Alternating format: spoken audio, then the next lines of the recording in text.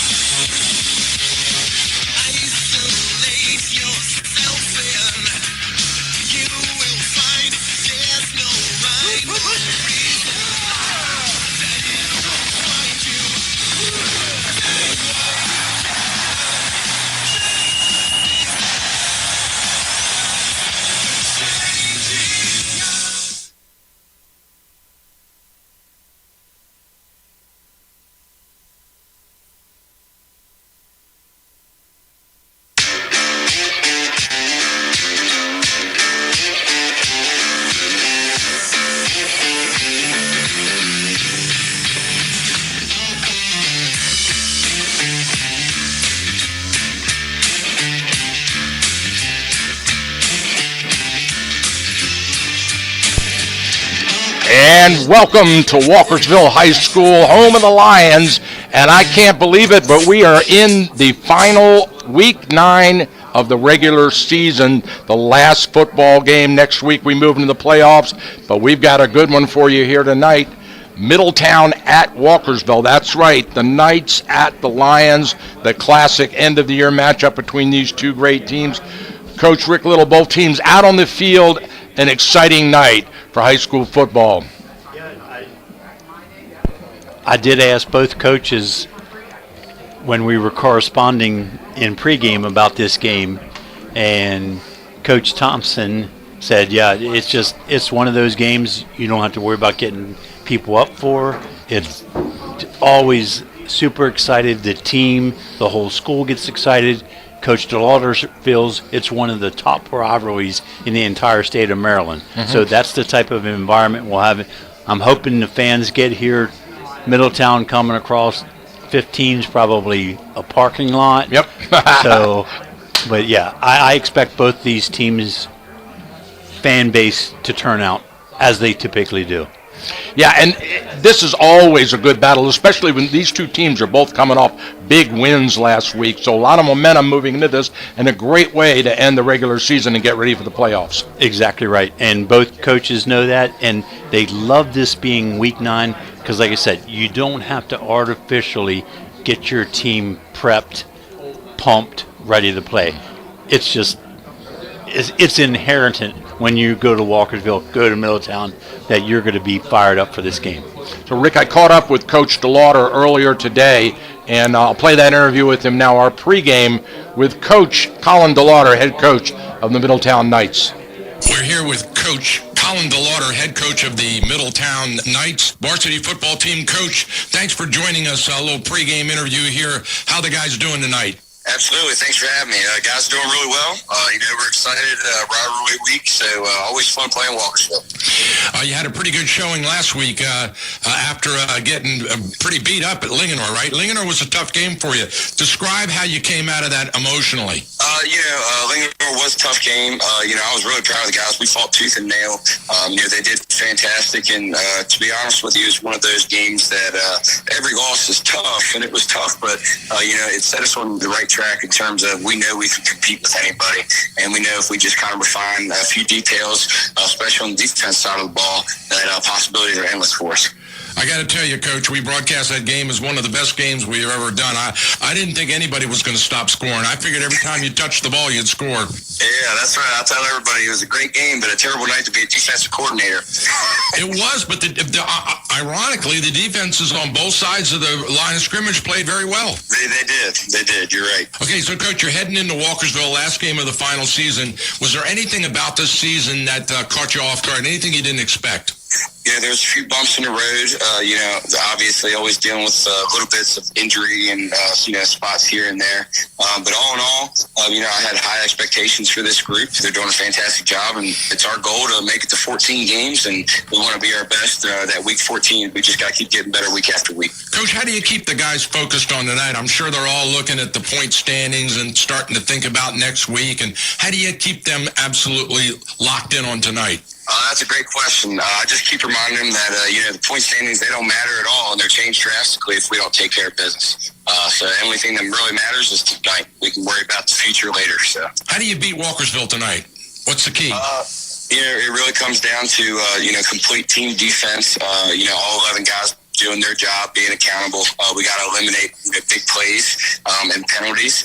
And then on the offense side of the ball, eliminate the small mistakes, eliminate the penalties, get our jobs done in all 11 positions. And Walkersville's a great team. They had some tough games on their schedule that it was hard to come out on top on them. And we know that they're a very formidable opponent. We're looking forward to it. Come out with any injuries? I know you've had some. How you doing? Are you healthy for tonight? We are actually probably the most healthy we've been since day one. So that's a good feeling. Okay. Your passing attack is hitting on all cylinders. Brett Poffenbarger, very impressive. Are you looking to mix it up a little bit, or are you going to rely heavily on the pass tonight? We're going to do what our plan is all the time. We're just going to take what we can get and let the momentum of the game carry us. In closing, what do you think the fans should look for? What do you think we should watch for in this game? Well, I know it's going to be a typical Middletown Walkersville game, which that means both teams are going to be playing extremely hard. Like I said, they're a very good football team. They have had some tough bounces and tough breaks. Really, it's just going to be a great football game. I know all 4 quarters are going to be packed with action. Yeah, it's really about focusing on tonight for both teams, isn't it? That's right. Any cautions about the weather? It looks like it's going to be, we got some howling winds going out there. Temperatures are dropping a little bit. You think the weather will affect tonight's game at all? No, I think it'll football weather, so I'm looking forward to it. Excellent. All right, well, thanks for your time, Coach. Appreciate it. See you out on the field this evening. Yes, sir. Thank you. All right, Coach Colin DeLauder, head coach of the Middletown Knights. A little bit of coach speak in there, Rick. But he said, good question. How do you keep the guys focused tonight and not looking at those point standings? Yeah, and again, that's the good thing about this being your Week 9 matchup. You're not looking ahead. You're looking to beat this rivalry, win this rivalry, and, tomorrow doesn't matter. Mm-hmm. Absolutely. So I caught up with Coach Tyler Thompson later on, and let's see other side of the line of scrimmage. Let's see what head coach of the Walkersville Lions, let's see what Coach Thompson had to say. All right, we are here with Coach Tyler Thompson, head coach of the Walkersville Lions. Coach, how are you doing tonight? I'm doing well, thank you. How about yourself? Doing great, Coach. Exciting game, last game of the regular season. You play your cross-county rival, Middletown. It's always a great game. It's always competitive. How are the kids feeling about this? I think they feel pretty good. We've had a really good week of practice. We're coming together as a team through this down stretch. Even more so than we did at the beginning of the season. And guys are looking forward to this game, and because it is competitive and it is violent and tough, and our guys are looking forward to the challenge. Coach, you started out the season at Liberty in a kind of a weird game that had been rescheduled the very day of the game, and you must have had certain expectations for the season. Has there been anything that surprised you about how you expected the season to turn out? I think kind of looking at our schedule and seeing who we play and kind of what you think you're going to have in wins and losses, and then what games are going to be wars, what games are going to be really competitive. It kind of turned out, how we thought. We didn't think that we were going to lose those games. We thought we'd be very competitive and they'd be a war in our losses. And, so that's been some of the size of the other guys in the county was a little bit of a surprise. But, I think that, our kids have been playing to their maximum ability and giving us all they got. So I think the only thing that really surprised me is that we've kind of had to reconfigure our offense a couple times and really work on it to see what our guys are best at. When you say reconfigure, what do you mean? Well, when we were coming into the season against opponents, we've done something different every week. So we've had preseason where we in a scrimmage we've thrown 4 or 5 touchdowns, and then we've had games where Colton's had 400 yards on the ground. Then we've had other games where Owen Brooks, our quarterback, has run for a couple hundred yards on the ground and multiple touchdowns. So really just kind of dialing in what everyone is best at and trying to maximize them. And it depends on the week, really, of how we're able to go out there and be tactical with our offense. Do you try to prepare for the opponent and game plan against the opponent, or you just try to use your strengths and build on the fundamentals of what you think you can do? So I think just with every team, but especially with us, we have our basics that we love, and we have our gap scheme run game, and we have certain pass concepts that are the fundamentals and the core and the foundation of our offense. And then as we go week by week, we look at each opponent's film, and then we game plan special plays for them or concepts that we think will fit against the coverages they're doing, or run game scheme that is going to work against the box that they show us. And so, but we do have our fundamentals that we build off of from day one. You can never really game plan against a guy like Britt Poffenberger, but what kind of game do you think we're going to have on Friday? What kind of game do you expect to see? Is it going to be wide open, or is it going to be smash mouth? What do you think? I think whenever you play Middletown, the Middletown and Walkersville matchup, it's always a very violent game, and there's a lot of components of smash mouth to it. They come off the ball really fast. We've always been a run-heavy program. They pride themselves on defense, and we do the same. We play each other really tough and play really violent and fast, and that's how the game always is. And circling back to their quarterback, he's been spectacular this year, done a great job, and made a lot of great plays for him, and really been the engine to their offense. Okay. I think it's just going to be offense and defensive line play, and see who can get that extra yard push off the line of scrimmage, because that usually is what dictates these games throughout the years, is how fast guys come off the ball and if they can move their opponent. And I think that's a huge key for us and for Middletown. How hard is it to keep them focused on this game and not looking into the first round of the regionals? I think that is a challenge every year, especially with the restructuring of the playoffs the last few years, knowing that you're in the playoffs. And I know kids are, peaking into the next round, but I think us as a coaching staff, we've done a good job of having them focused on this week, and the kids have done a really good job of policing themselves and being focused on this game.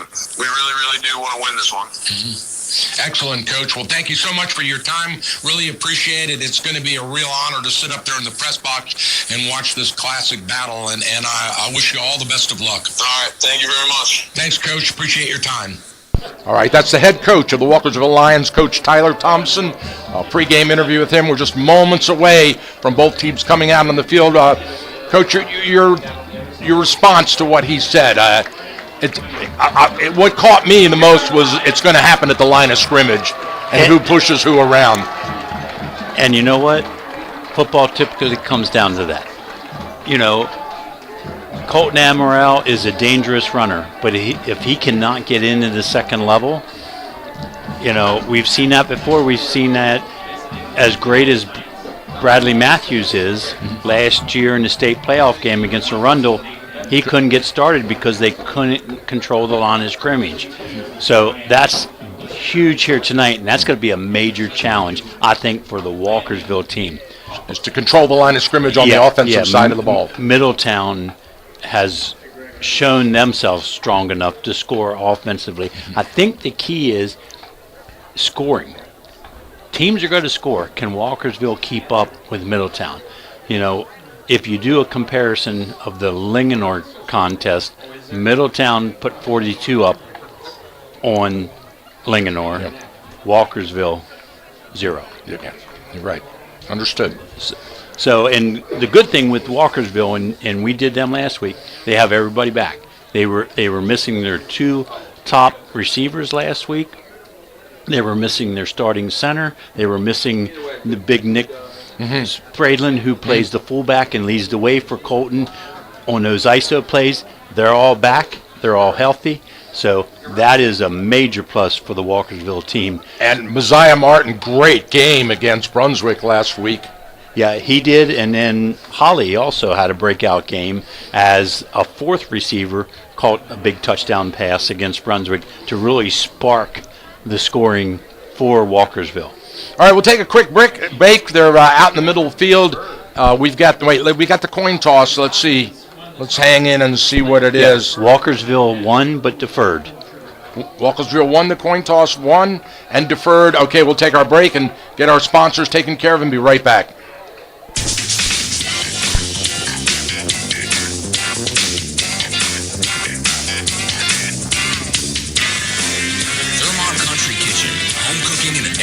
Atmosphere. Breakfast, lunch, and dinner. Everyone eats at Thurmont Country Kitchen, conveniently located just off Route 15 on Water Street in downtown Thurmont. Stop by today and check out their mouth-watering chicken and waffles or one of their signature sandwiches piled high with fabulous fixins. And don't forget their legendary roasted chicken. Thurmont Country Kitchen. Let owners Rob and Sherry cook you a meal you won't soon forget. Thurmont Country Kitchen. We put the K in country because that's our style.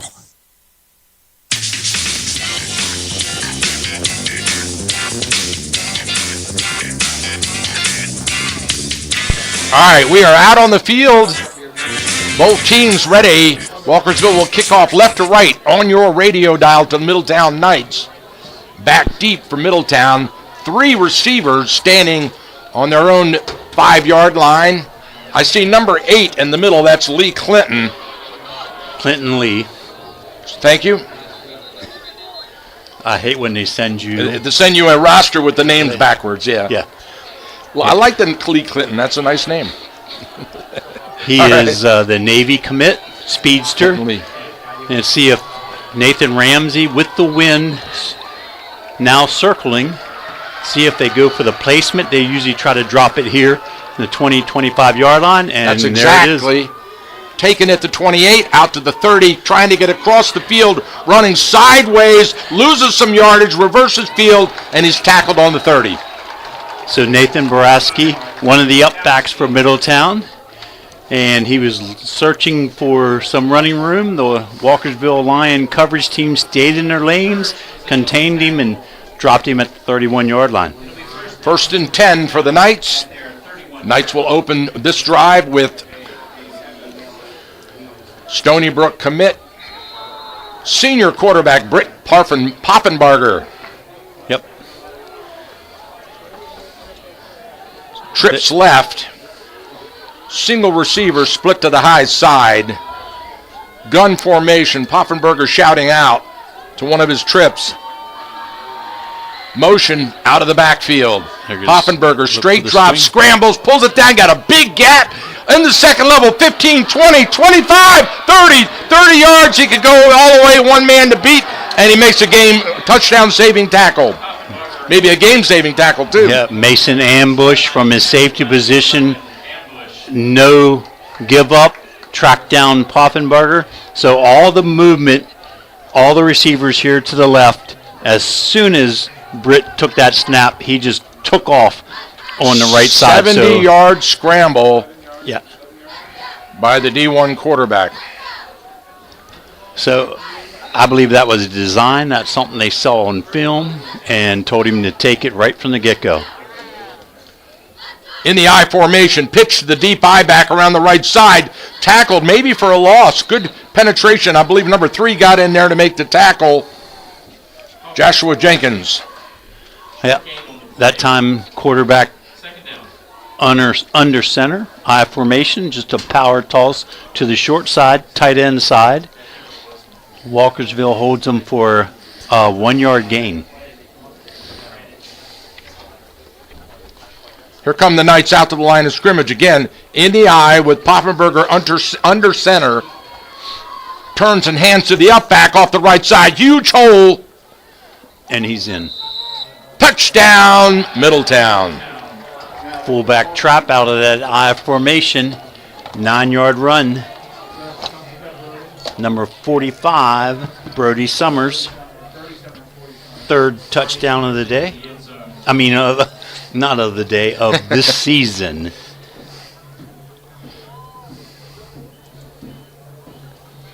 So the Knights punch it in on essentially 3 plays. And there's the kick. It's up, and the kick splits the uprights, and we've got a 7-0 lead here. Middletown over Walkersville in the first quarter of play. We'll be right back after this message from our sponsors.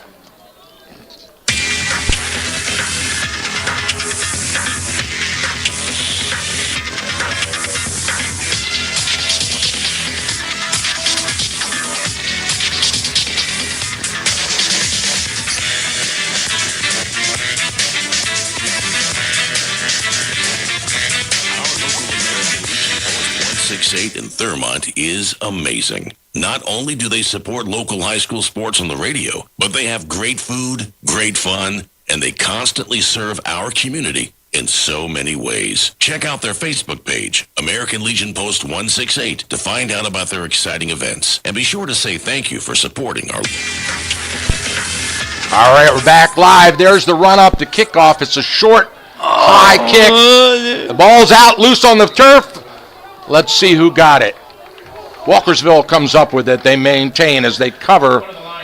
Middletown tries the same trick Walkersville did. Yep. Trying to pooch it into an empty spot. Ryan Colby, the kicker for Middletown, dropped it in there, bounced off the turf, eluded the first returner of Walkersville. Quick recovery by the deep back. Almost identical field position to start their drive as Middletown, their first drive on their 31-yard line. Spread formation in the gun. Owens hands off to Amaral, tries to bounce it outside, nothing there. Off the left side. Good play by Middletown. They're not going to give you that outside. Those defensive ends really contain hard. And if it's not the defensive end, cornerback rolls up there on the short side of the field. Loss of 3 on the play. 2nd and 13 for the Lions. Again, back in the gun, spread. Motion across the formation. Rolling to his right. Brooks wants to pass. Got a man wide open, and he overthrew him.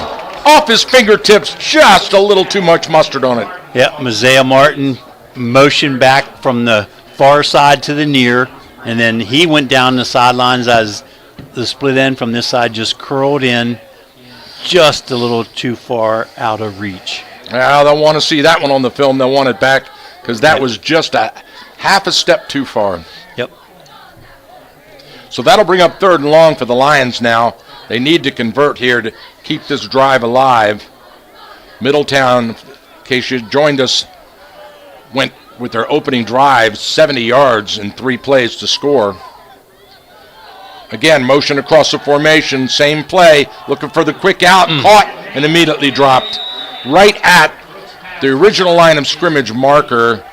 So that's going to bring up 4th and long, and the punt unit comes out on the field. Yep. Martin, a little turn-in pattern, good timing, great close by Nathan Borowski to drop the receiver immediately after he caught the ball. And we have an official's timeout, sent a player from Middletown out. You got Nick Howard.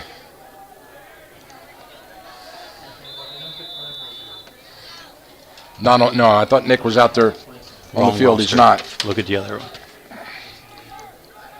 Ryan McClister back deep. Short angling punt. Hits out of bounds right at the 40, I believe. Let's see where the mark is. Be a little up here, but, yep, 40-couple yard line. Great starting position for their second drive, Middletown. Boy, putting a lot of pressure on this Walkersville defense early. 1st and 10 on the 42 for the Knights.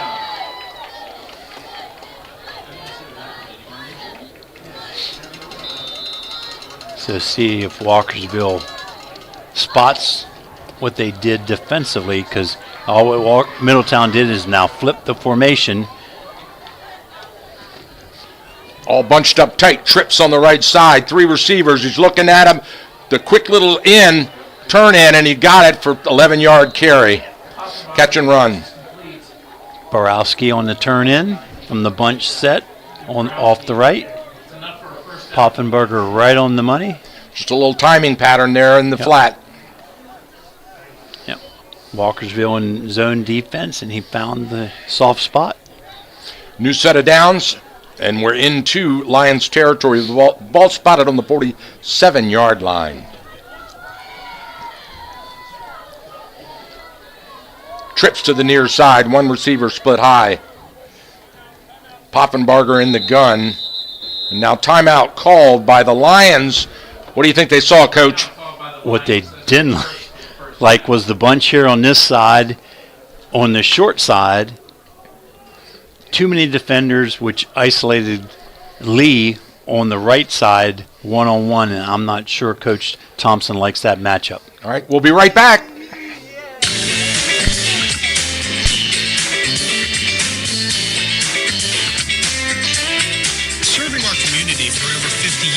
Quality service at a fair price. Brownie's Auto Repair employs only ASE certified technicians. Brownie's is one of only 33 shops in the state of Maryland designated as an ASE Blue Seal of Excellence repair facility. They want to help you maintain your vehicle in a manner that keeps it trouble-free and fun to drive. Stop by today. That's Brownie's Auto Repair, located on Frederick Street in Walkersville, a proud sponsor of high school athletics.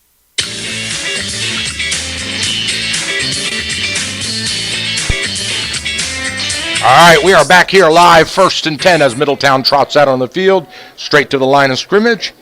Same formation, Coach. Just flip sides. But now Walkersville has two players over here. Quick little slot screen. Good blocking, got some room into the second level, all the way down to the first down marker, just shy about a yard. Call it a 9-yard catch and run.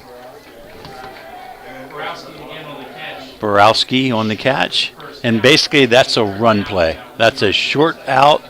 The other wide receivers are blocking. 9-yard gain on the play.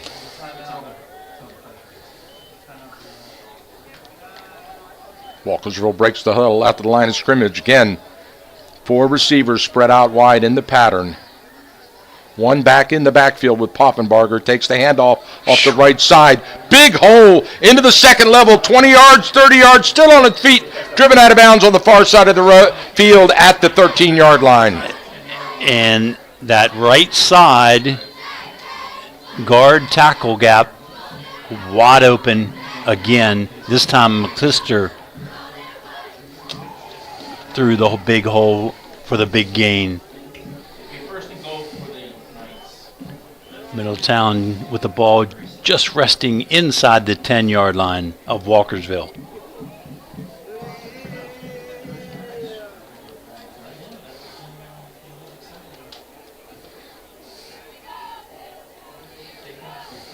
Got him outnumbered again. And that's going to be There's a flag coming out on that one. Yeah, they're a little tackling out of the wide receiver. That time, trips to the near side. One wide receiver to the right side, and then they brought the running back in motion on this side, basically outnumbering the Lions, but holding penalty. We'll bring it back 10 yards. Sets up a 1st and goal at the 20. Penalty from the spot of the foul. It's first down at the 20.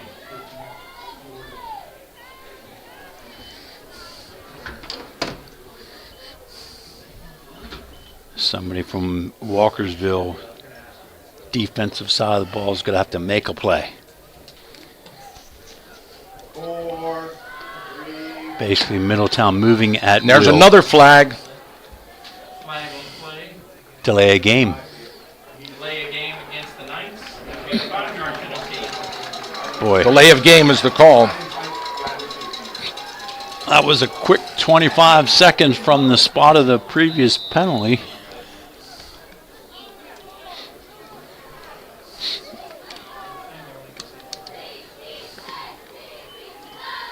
Middletown again, trips to the right. Poffenbarger looking, and big rush. He ducks underneath, How and did then he he's get out of off there? and running. Dropped at the 20 for a loss. Gain of 5 on the play. Sets up first and goal at the 20.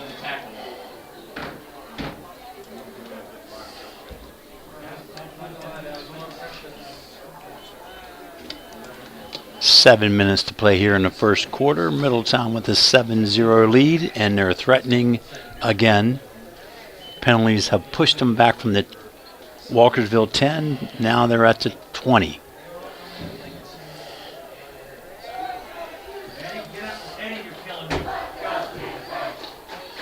Trips to the right again. Short motion left.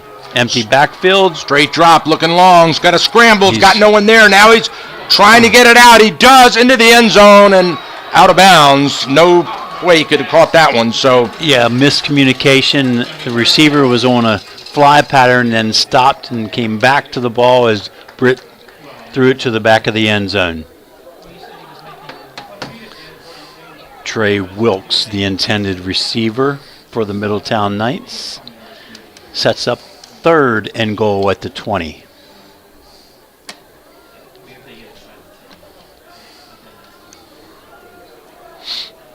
They do have a solid kicker in Ryan Colby. I'm not sure this is a comfortable distance. They got all the receivers covered up on the right side. Big rush, looking for a caught. It's caught out to the 10, in, and walks into the end zone standing up, untouched. Screen play.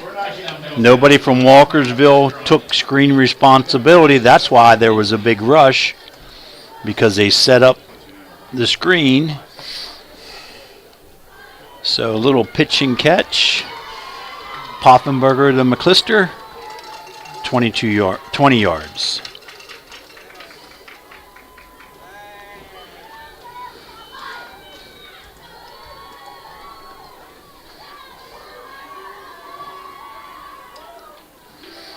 Extra point kick by Ryan Colby is no good. So he misses it. So the score will stand at 13-0 at the 6:18 mark of the first quarter of action here at Walkersville High School. We'll be right back.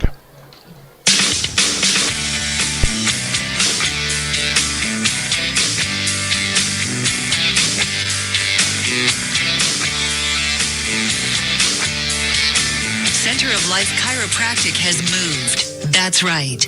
Dr. John and his team have moved out behind his old office to the new office on 103 Park Avenue in Thurmont. You can still park in the back lot and walk across Park Avenue to his office. Center of Life Chiropractic is open Monday, Tuesday, Wednesday, and Friday. To check out their schedule, go to centeroflife.us. Once again, that's centeroflife.us. Back pain, neck pain, rehab, and more. Dr. John is the best there is. Stop by Center of Life Chiropractic and get an adjustment to your life today.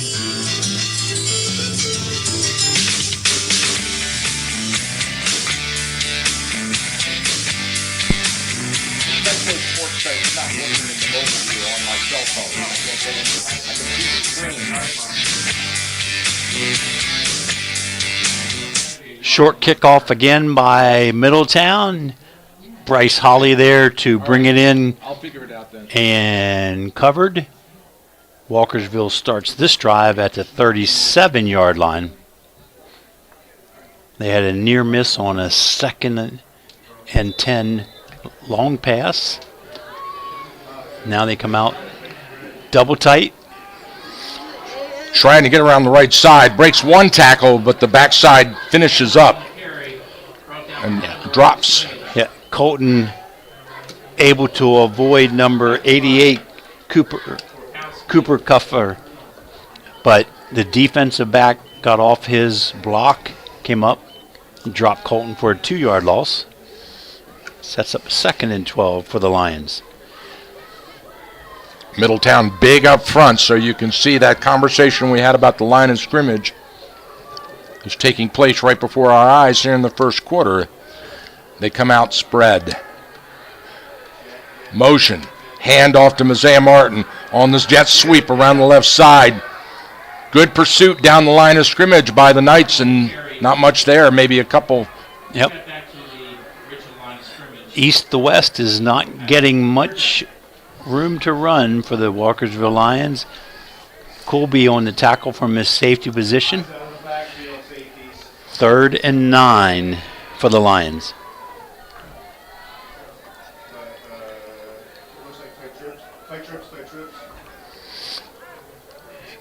Again in the gun. Brooks. Here comes the blitz. Brooks fades to his right, looking for the man long. Incomplete. Ball falls short. Intended for Martin again down the sidelines. The body language for the Lions right now is not good. They're looking at each other like, what are we doing? Got to stick together, or this could get out of hand quickly. Walkersville sends in the punt team. They spot the ball on the far hash mark right there at the 39-yard line, where they will punt left to right on your radio dial. 2 receivers back deep for the night, standing on their own 30. Good snap, no pressure, gets away a nice high spiraling punt. It settles down on the 30 and bounces out of bounds. Let's see where the mark is. It looks like Walkersville is intentionally kicking the ball to the sidelines to keep it away from the dangerous Clinton Lee and McClister for Middletown. And it's spotted on the 29, where Middletown will take over 1st and 10. 4:47 to go in the first quarter. Middletown leads at 13-0.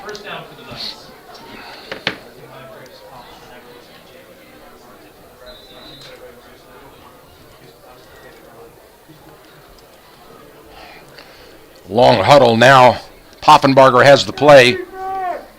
Into the huddle, out to the line of scrimmage they come. Trips left. Poffenbarger with a halfback on his right hip pocket. Looking off to his right, wants to pass, pulls it down and scrambles. Stops, spins around and tosses it downfield. Was that designed? No. Well, it was a designed pass play. And then Britt freelanced it. So it was freelance. He was scrambling, and then he before he crossed the line of scrimmage, he avoided a defender, found Clinton Lee, 1st down, Middletown. For a second there, I thought he was going to toss it to his halfback trailing. But then he spun around and shot it downfield. Yep. Britt has really grown this year as that scrambling quarterback, but he's still looking to his left. Slot screen. Oh, nice tackle. Blown up by number 3. Yep. Joshua Jenkins quickly from his cornerback position on that pass avoids the blocking receiver and wrestles him down for a 4-yard loss. Second and 14, ball resting at the Middletown 40.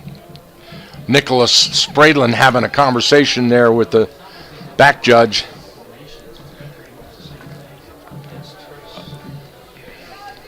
Now everybody settles in. They flip the formation to the wide side of the field. Walkersville covers up. Poffenbarger, 2-step drop, lets it go. Got a man, hook up, number 7 at the 50. Yep. That'll make it 3rd and 4. Poffenbarger looks for Eddie Quinn, the lone receiver on the near side. Trips on the right, and it looks like Walkersville has gone to a man-to-man coverage with their secondary. Sets up a 3rd and 4 for the Middletown Knights, ball resting right at midfield. This is a big play for the Walkersville defense. It's 4-down territory if Middletown gains any yardage. Taylor Patton shuttles the play in. Here we go. Quick out, caught. Too much cushion. On 3rd and 5. 3rd and 5. You can't give them an 8-yard cushion. 1st down, Middletown.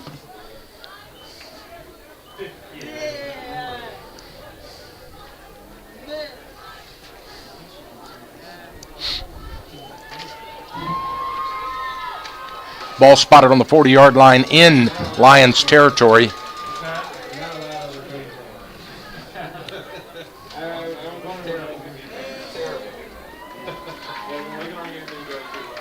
Poffenberger looks over the defense, straight drop.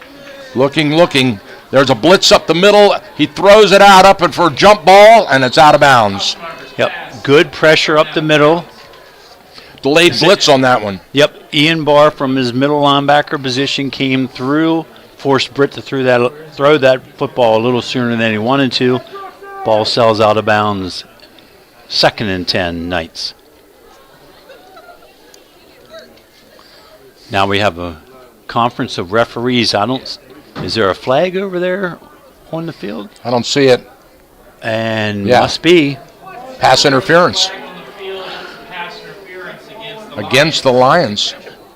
You see the hanky anywhere? It's laying over there around the 20-yard line.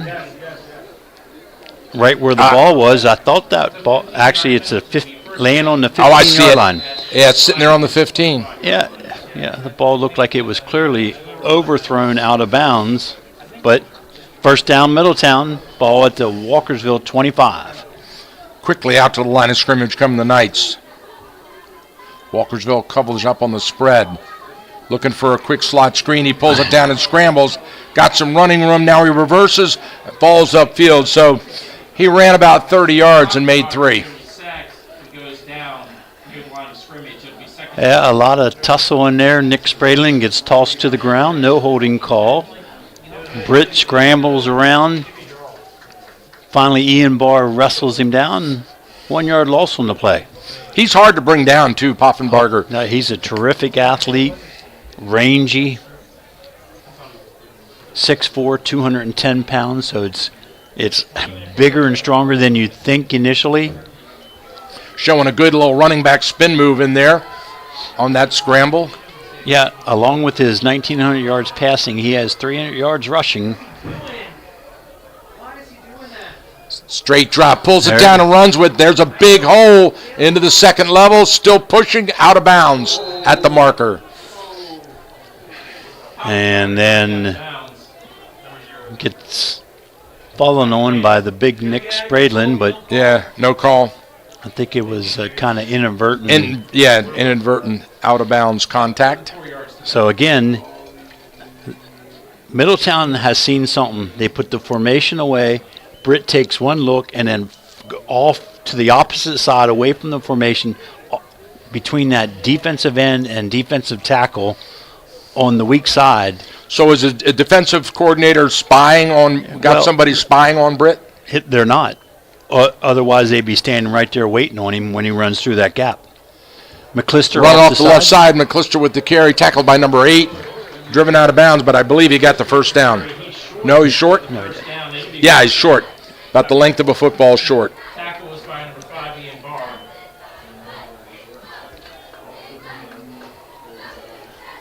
Sets up a long 4th and 1. Down, let's hear some noise, fans. God, they couldn't care less. Why are they even here? Well, some of them have kids. See, Walkersville brings in an extra defensive lineman, and they do. Power I formation, Middletown under center. Power toss. Oh, McClister avoids the first one and turns on the Jets. Turns the corner. And touchdown. Scores. 16-yard touchdown run. McClister his 2nd touchdown of this evening.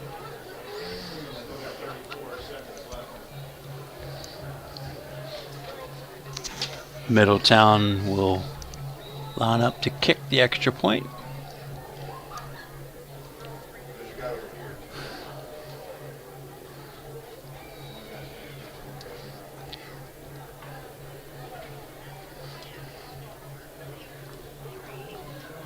And it's a fake. They're faking the extra point. They're going to try to get it back. It's caught and dropped short.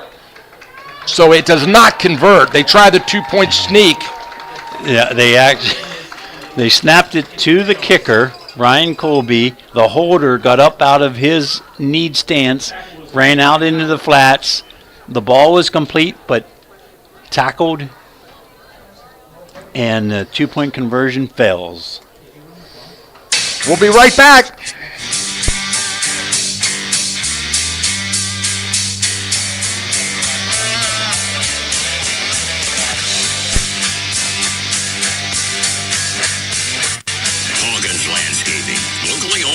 operated for over 50 years. Winner 9 years in a row for the best of the best in Frederick County. Let our professionally trained staff of certified landscapers transform your yard from a dream to reality. Hawkins Landscaping specializes in elegant and inviting outdoor environments. If you're looking to create, upgrade, Kickoff taken on the far side of the field. He brings it forward a couple of yards, driven out of bounds, right around the 30-yard line in Lions territory. It'll be Walkersville ball, 1st and 10. That ball hit about a yard away from the sidelines, and then instead of bouncing out of bounds, it came back in, forced Walkersville to cover it and try to get a little bit out of it. So what a great kick by Ryan Colby. Hold Walkersville inside their own 30-yard line. Brooks in the gun. Sends a receiver in motion. Takes the snap, straight quarterback draw off the right side. Got some room into the second level, and he slides down right at the first down marker, just shy of the first down. Ryan McClister got a hold of a foot. That was the first north-south run Walkersville tried tonight, and it was successful with Brooks following the block of running back Colton Amaral through the hole. So he got the mark of the forward progress. He moves the chains. Ball spotted at the 39-yard line, 1st and 10. And that is the end of the first quarter. We'll change ends of the field, and Walkersville will continue after this. That's the end of the first quarter.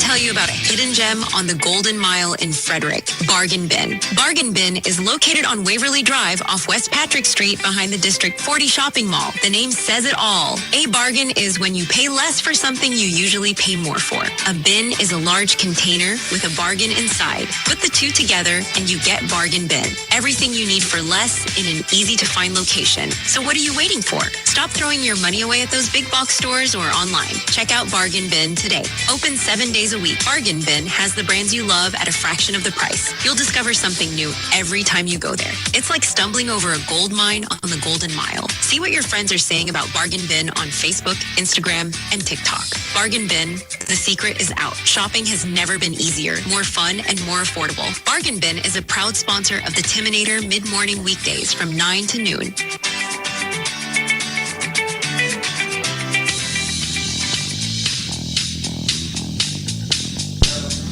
All right, impressive first quarter for the Middletown Knights, where they put 19 up on the board and basically just flinging it around, mostly passing, a couple of good runs, mixing it up, and keeping Walkersville back on their heels, Coach. Yep.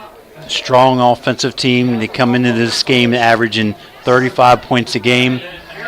They're more than on schedule for that.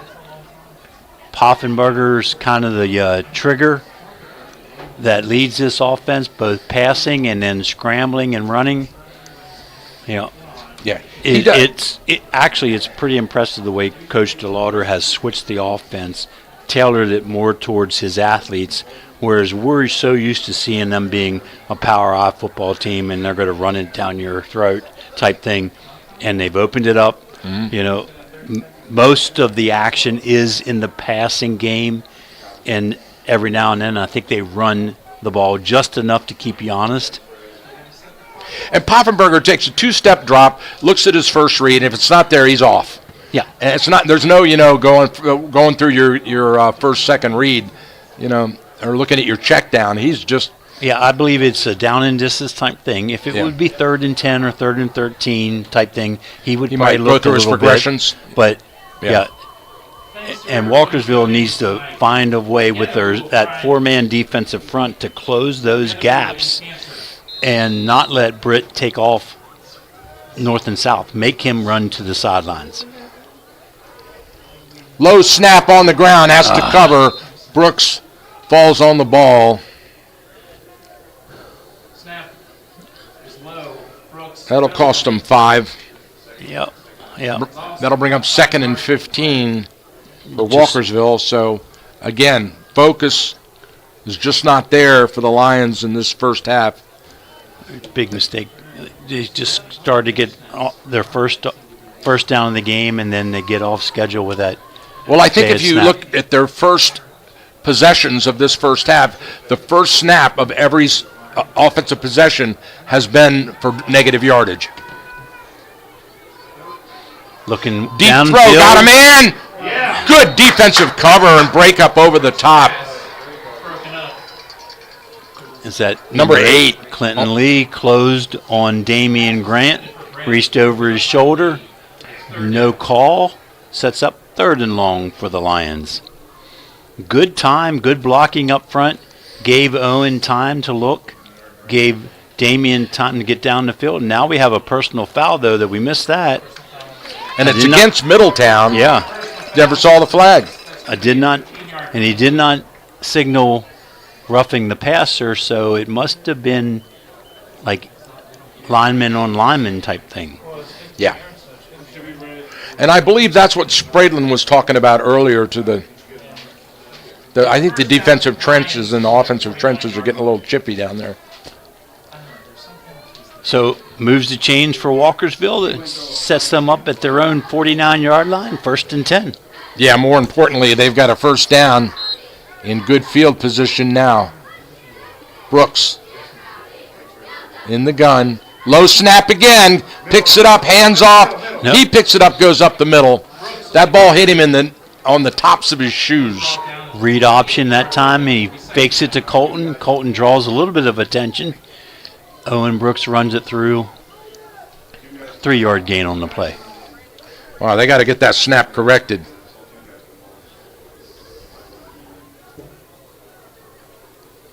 That's 2 in a row on the ground. 10:40 to go in the first half here. We're in the second quarter. Good snap that time. Quick little swing play. Caught. Wow. Nice catch and run. Number 7 on the reception. Good blocking by Damian Grant. Got Clinton Lee out of the way. Gave Martin just enough time to make that catch and then run down the near sidelines in front of the Walkersville bench for another Walkersville first down. Middletown with that 5-man defensive front really putting pressure on Brooks to get the ball out of his hand quickly. And like you said, that shotgun snap has to be perfect. As much pressure as Middletown's putting on him. Middletown showing pressure again. Low snap. He picks it up. Hand off to number 1 around the right side. Into the second level. Breaking tackles. Oh, what a beautiful run. And he's driven out of bounds on the far side of the field. But that was a good 20-yard carry. Fast. And sometimes it's helpful to be small. He squeezed through what looked to be no room over there on the far side. Moves the chains. Gets pushed out of bounds at the Middletown Knight 20-yard line. First down, Walkersville. Middletown in the middle, coming in tight now. There's doing a lot of switching, little confusion on the defense. Let's see if Walkersville can capitalize. Keeper by Brooks up the middle, nothing there. Now we've got some extracurricular pushing and shoving. They get him unsettled. Short gain on the play, 2nd down. Another read option. This time Middletown stays at home, holds Brooks to a 2-yard gain.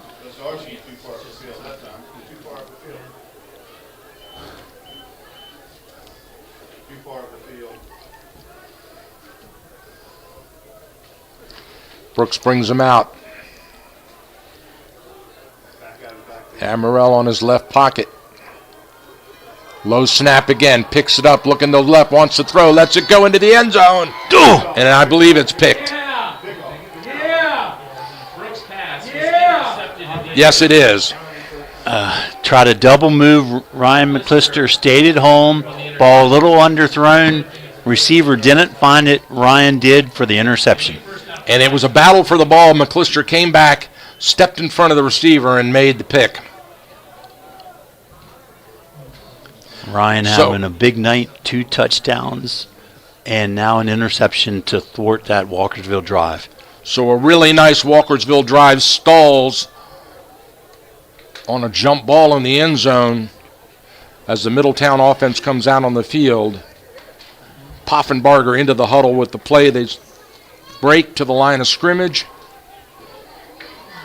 Spreading out that field again. Britt in the gun. Fakes the handoff, pulls it back, quick over the middle, caught. The flag in the backfield. It's going to be a lineman downfield for Middletown. That is the official call on the field. Offensive tackle was about 8 yards down the field when that ball was completed. Nice closing tackle there by Ambush, but the play will come back. He didn't even walk it off. He just put it down. So they mark it Well, I mean, 5-yard penalty. at, looks like the 14. Yeah, the ball was, no, it's the 15. The ball was resting directly on the On the 20-yard line so it's the 15. after the touchback, so it's easy to walk it off and put it back at the 15.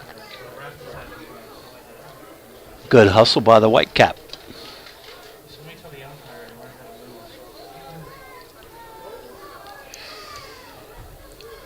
Poffenbarger on the read option, pulls it in, runs with it, gets a couple. Back to the original line of scrimmage. Spraylin pulls him down from behind. Boy, he rode his running back, he being Britt, rode Brody Summers for about 2 seconds in the backfield. A Mississippi 3 count. Yeah, it's like, geez. Mississippi 1, Mississippi 2. Credit to the Walkersville front seven to stay at home and not give Poffenbarger any lanes to run in.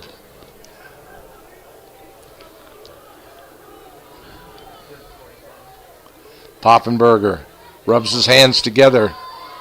Straight drop, 2-step, quick little out to the left side in the slot, breaks a tackle, and then he's dragged down by number 8. Right at the marker, he moved the chains. First down. Borowski on the little slant.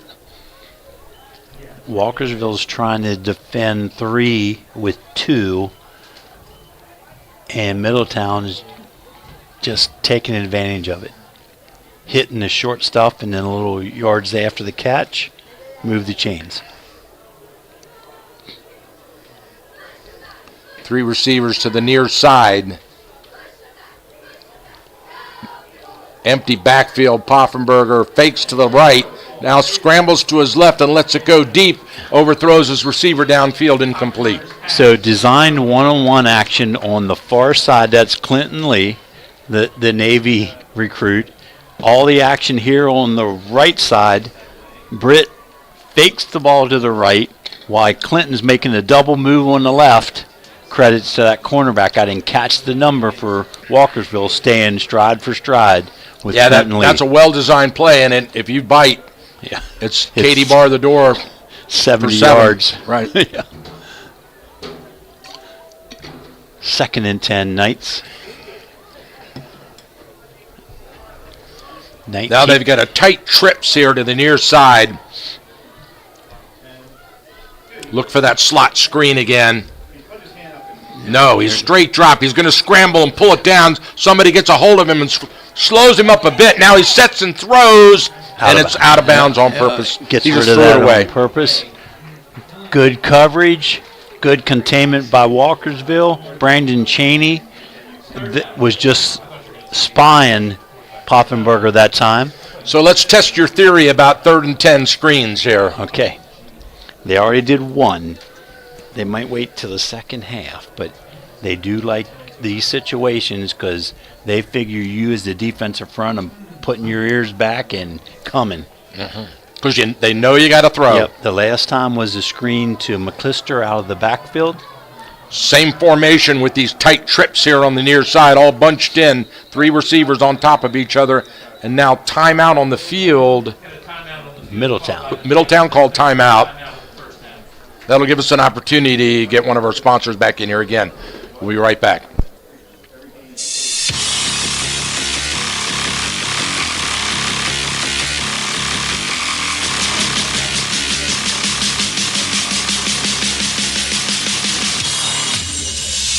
At Thermont Thurmont Country Kitchen. One recent diner summed it up perfectly.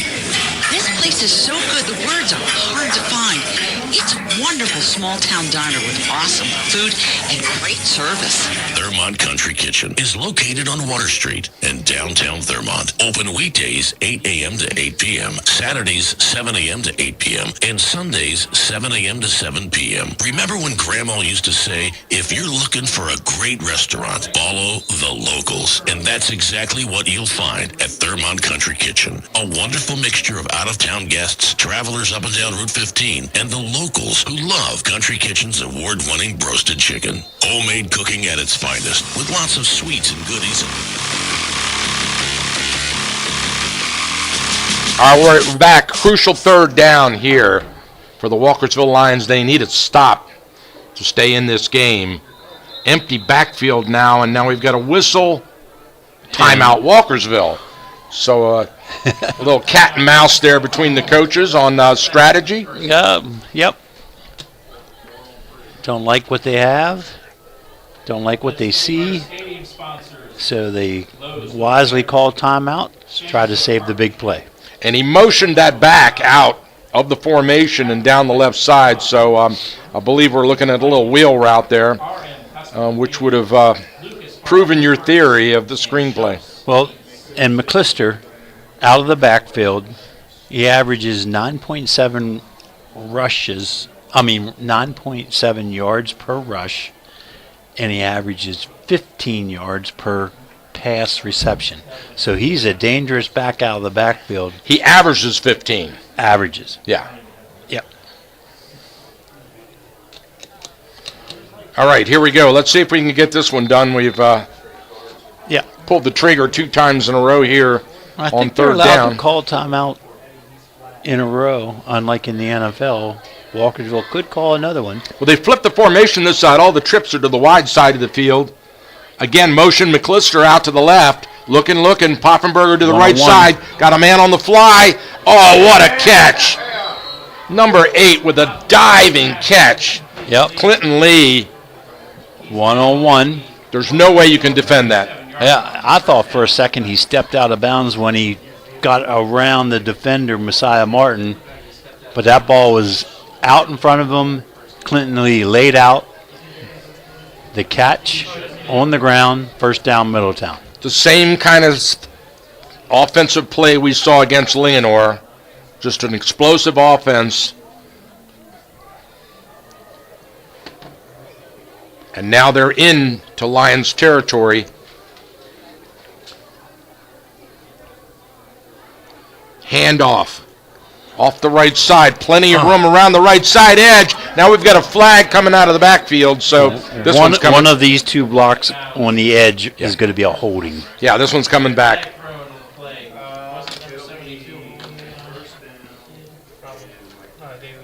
Depends where they feel they spotted the infraction. Holding against the Knights is the official call.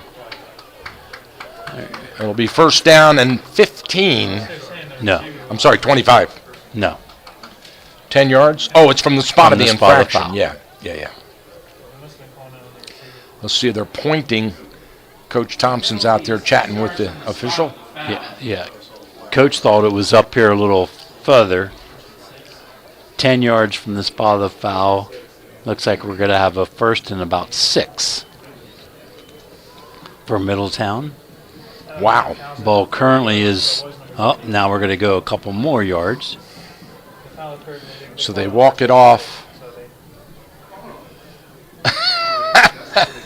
I wish, if you're watching that, I don't know if anybody saw the motion that referee made, but he kind of walks like I do. Little stiff. So we got a first and 13 for Middletown after all that.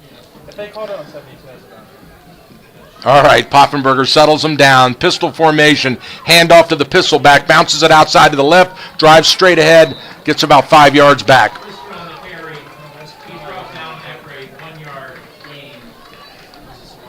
Let's credit Kai Sawa on the tackle for Middletown. They only gave him a couple on that.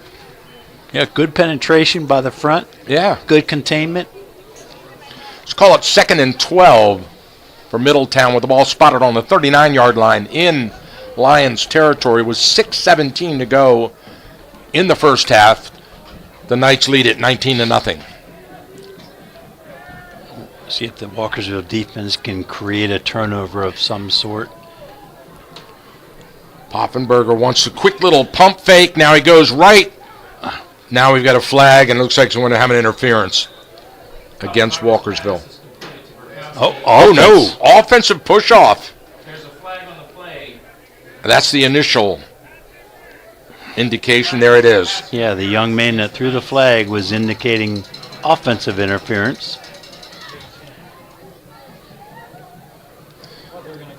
So, Middletown uncharacteristically commits 2 fouls on this possession, a holding and now an offensive pass interference to drive them all the way back into Knights territory where the ball is spotted on the 46-yard line by that back judge. Second down, repeats. A great position for the Walkersville defense to make a play, give a little bit of cushion, try to hold them to 10 to 15 yards over these next 2 plays, force a punt. Still have enough time to work with before halftime. Britt in the gun. Quick little slot screen. Immediately tackled. I thought the ball came out, but that was a piece of gear. Number 3 again. Jenkins quickly. Yeah, he shot in there like a rocket. Yep. They're going to have to change the blocking assignments, they being Middletown, on that split end screen, because someone's got to have to get it Jenkins right from the get-go. Jenkins coming out of his safety position. Cornerback. Corner, and he's closing quick.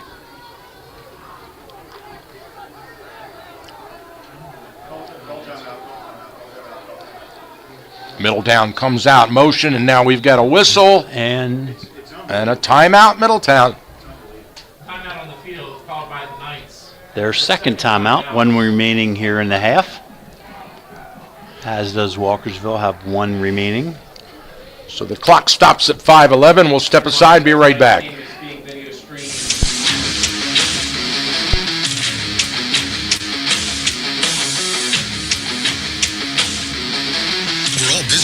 Commitments, that's why Anytime Fitness is the perfect way to stay in shape. From either home or work, Anytime Fitness at Thurmont is always close by, and they're open 24/7. They can tailor a personalized training program to fit your workout needs. Anytime Fitness can also fashion a membership and payment plan that will be flexible enough for your on-the-go lifestyle. You'll love the 24-hour co-ed fitness center with state-of-the-art equipment designed to sculpt and tone you into shape. And when you're away from the Thurmont area, your membership guarantees you access to any of the over 1,000 clubs worldwide. Visit us at 130 Frederick Road to start your program today. Now you can stay healthy anytime with Anytime Fitness. All right, we are back. It's third and a country mile for Middletown. 2 penalties drove them back. A total of 20 yards. And so now they break out to the line of scrimmage. Another slot screen to the right side. Got some running room, driven out of bounds on the far side of the field. Yeah, give him about 10 on the carry. Split end screen to Clinton Lee, and he tries to race down the near sidelines, gets bumped out of bounds just across midfield. Ball spotted on the 48-yard line. That'll bring up 4th and long. And here comes the punt unit out on the field. Walkersville sends 1 returner back, Messiah Martin. The quarterback, Poffenbarger's the punter for Middletown, so you got to be careful. He gets a kick away, kind of a flat kick. Takes a Middletown bounce, rolls out of bounds on the near side of the field. Sorry, far side of the field. Marked at the 12-yard line. Walkersville, 5 minutes to play here in the second quarter, 1 timeout, so time's really not an issue if they string a few first downs together. And they did on their last possession. They had a nice, pretty drive down the field, good mix, and then a pick in the end zone. So Let's see if they can get that momentum back. Brooks brings them out. Wide spread. Good snap. He pulls it on the read option. Around the right side, couple yards on the carry. Middletown in man-to-man defense had no free safety there. Boy, like to see Walkersville take a shot. Yeah, let's see if the OC up top caught that. Actually, he looks like he lost 5 yards. 4 or 5 yards on that. It's at the far end of the field on the opposite end from us, and we've got a couple of windows and a camera in the way, so we're having a little trouble. Brooks standing right on the end zone, trying to get around the left side. Nothing there. Number 72 on the tackle for Middletown. And drop for a loss again, this time back to about the 2-yard line. Tackled at the 2-yard line. I don't know why they're not passing. They're trying to get some pass out. They were doing so well, especially with getting Martin out here on the near side. 4:25 to go, clock running. Now they've got third in the country mile. They've got to get out to the 20-yard line, beyond the 20, to move the chains. Everybody in the box for Middletown. Yeah, that's a give-up play right there. So the punting unit will come out now. And Middletown's going to flip the field and come out of this with excellent field position. Yeah. And the punter's going to be standing with his back to the end zone, so you betcha Middletown's going to be coming on the punt. Ramsey heels on the end line. Good snap. Gets it off quick. Short punt. Taken at the 30. Dodges one tackler. Breaks another. Caught from behind. Driven down at the 22-yard line. Excellent field position. Almost in the red zone for the Knights. Daniel Gilroy there to wrestle him down. I think Walkersville was being conservative, try to run time. You're down 19. I think you need to take a few risks. Time is not on your side. 3:31 to go in the half. Middletown leads at 19-0 here at Walkersville in this matchup between two 2A, 1A West division opponents. Hey, out-of-town scoreboard, Linganore 7, Urbana 0, first quarter. That's interesting. Tuscarora, Oakdale with a 28-0 lead. Oh, ball's behind him. Yeah, oh. Boy, that ball was up for grabs. Quick little slant to the left side by Poffenbarger, but he threw it behind the receiver. Yeah, and I don't think the defense for Walkersville saw the ball either because it almost hit him in the arms. 2nd and 10, clock stops, 3:27 to play here in the second quarter. Walkersville now changes personnel, takes the nickel back out, puts in nose guard Thomas Kelly. Anticipating run. I guess the personnel package for Middletown looks like it could be. McClister fakes handoff, drops the ball, and we've got a flag. False start. So that was a strange formation. They had two backs bunched up tight on Poffenbarger's left hip pocket in the gun. Yeah, both of them, and then they put one in motion. And they sent McClister into motion, so it's basically a trips to the far side with one running back.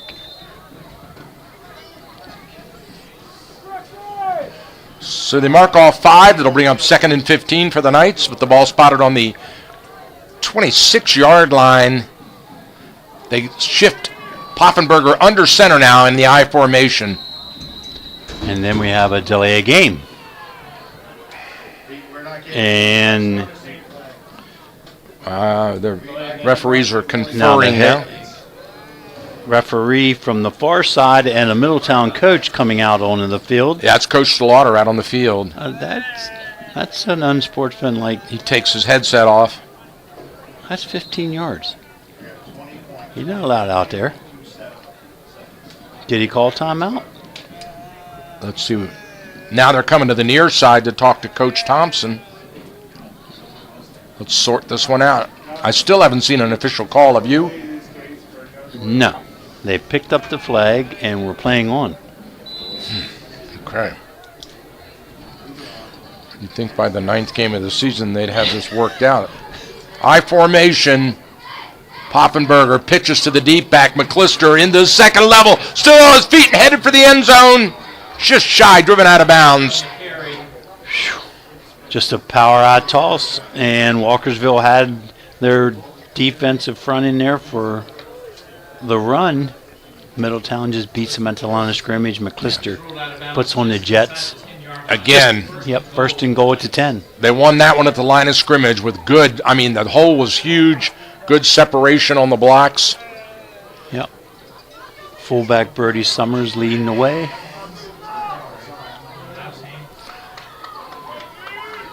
Again, hand off to the fullback, trying to bounce it. Nothing there this time as Walkersville collapses and drives him back. That time they tried to return the favor. Instead of Summers blocking, they had McClister blocking for Summers.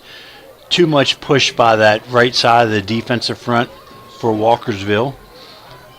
They get Summers in the backfield. 2nd and 11 now for the Knights with the ball on the 11. So I guess that means they could still make a first down and not get in the end zone. No. Takes the handoff, rolls to his right, wants to pull it down and scramble.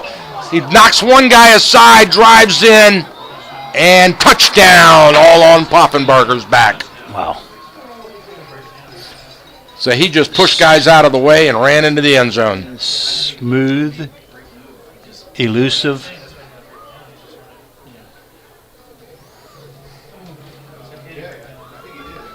.11-yard touchdown run on the scramble off the right side for Middletown Knights. At the 2:32 mark of the first half, here comes the extra point attempt. They missed the last time, and then they went for the 2-point conversion, which didn't go. But this time, he splits the uprights, and we've got a 26-0 game here at Walkersville High School. We'll be right back.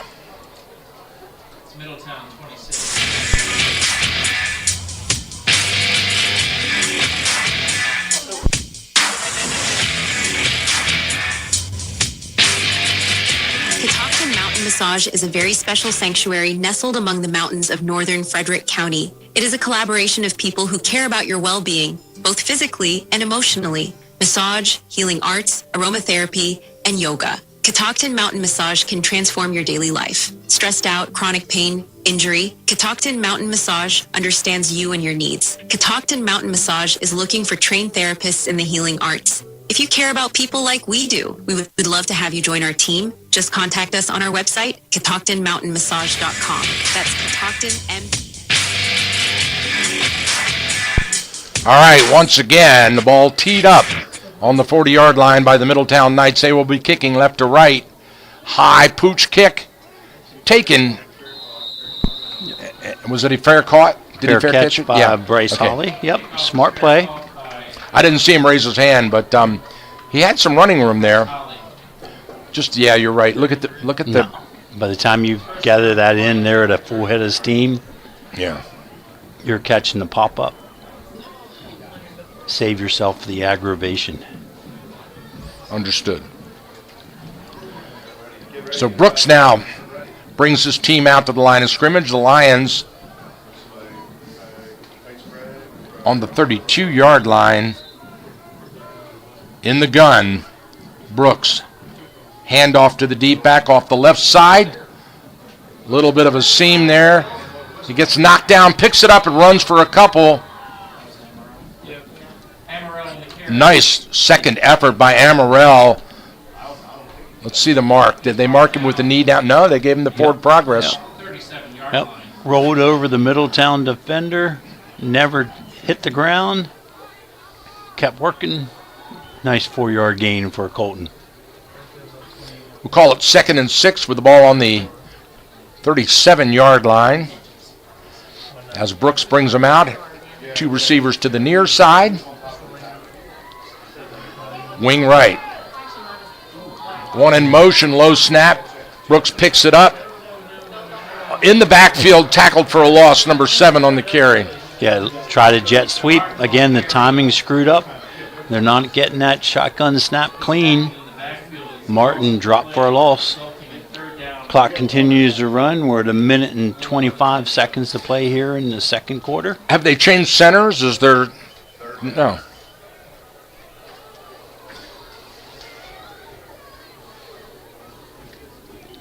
No, I don't think there's a change of personnel. 3rd and 11 now. Lions had a 2nd and 6 now. Loss of 5. They come out in the spread. No free safety again on the backside. Timeout, Walkersville.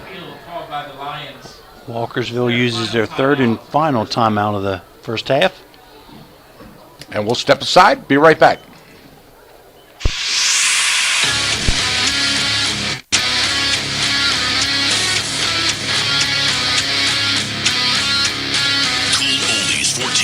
THU is the leader in high school sports broadcasting. Since 2008, we have broadcast more high school sporting events than any radio station in the 4-state area. Football, basketball, baseball, and softball. Regular season playoffs and state championships from Southern PA to Brunswick, the Western Mountains of Maryland to the Eastern Shore. Cool Oldies 1450 THU is #1 in high school sports broadcasting. All right, Walkersville's got it sorted out now. They need a big play right here if they've got any chance of putting points on the board before they head to the dressing room. Here come the blitz. It looked like it was almost off sides. A quick little screen just shy of the first down. I believe we're going to be in 4-down territory here, Coach. It's 4th and 1. You're under a minute to play. You're down by 26? No timeouts. Middletown does have 1. I'm a bit surprised that they're not calling timeout Middletown, forcing Walkersville into making a decision here. So Brooks comes into the huddle with the play. He's got about a yard to go to keep possession of the ball as they come in a double wing set. Brooks under center, takes the sneak, straight ahead. He got it. Brooks on the quarterback, sneak. Near side referee waves them in, 5 seconds. That's probably going to be the last snap of the half.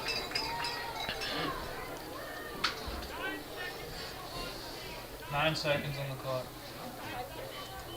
9 seconds. So they're going to reset the clock 9 seconds. So if Coach Thompson knows that, he should quickly get his team ready and get them on the line of scrimmage. So you got to go with your Hail Mary here? Yeah, got to pitch something. Student body deep. They're not.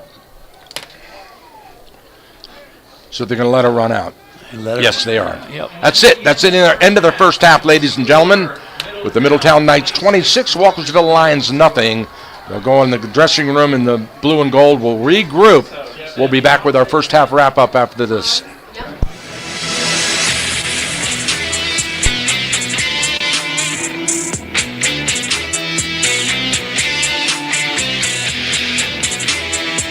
It's that time again. We must fall back. That's right. 2 a.m. this Sunday, daylight saving time ends. Timeout. All right. Remember, we're a team that plays together. Listen, the winning will take care of itself. We just have to get everyone involved. In interscholastic sports, we celebrate what makes every one of us unique. And in the pursuit of a common goal, everyone in the huddle, in the bleachers, and in the community comes together. This message presented by the National Interscholastic Athletic Administrators Association. Our local American Legion Post 168 in Thurmont is amazing. Not only do they support local high school sports on the radio, but they have great food, great fun, and they constantly serve our community in so many ways. Check out their Facebook page, American Legion Post 168, to find out about their exciting events. And be sure to say thank you for supporting our local community. And don't you forget to say thank you every time you see them for their selfless sacrifice in military service to our country. Thanks, American Legion Post 168. We salute you. Don't touch that dial. We'll be right back after this important message. Hawkins Landscaping, locally owned and operated for over 50 years. Winner 9 years in a row for the best of the best in Frederick County. Let our professionally trained staff of certified landscapers transform your yard from a dream to reality. Hawkins Landscaping specializes in elegant and inviting outdoor environments. If you're looking to create, upgrade, or revitalize your outdoor space, call Hawkins Landscaping today at 301-898-3615. That's 301-898-3615. Hawkins Landscaping. When you deserve the best, get the best.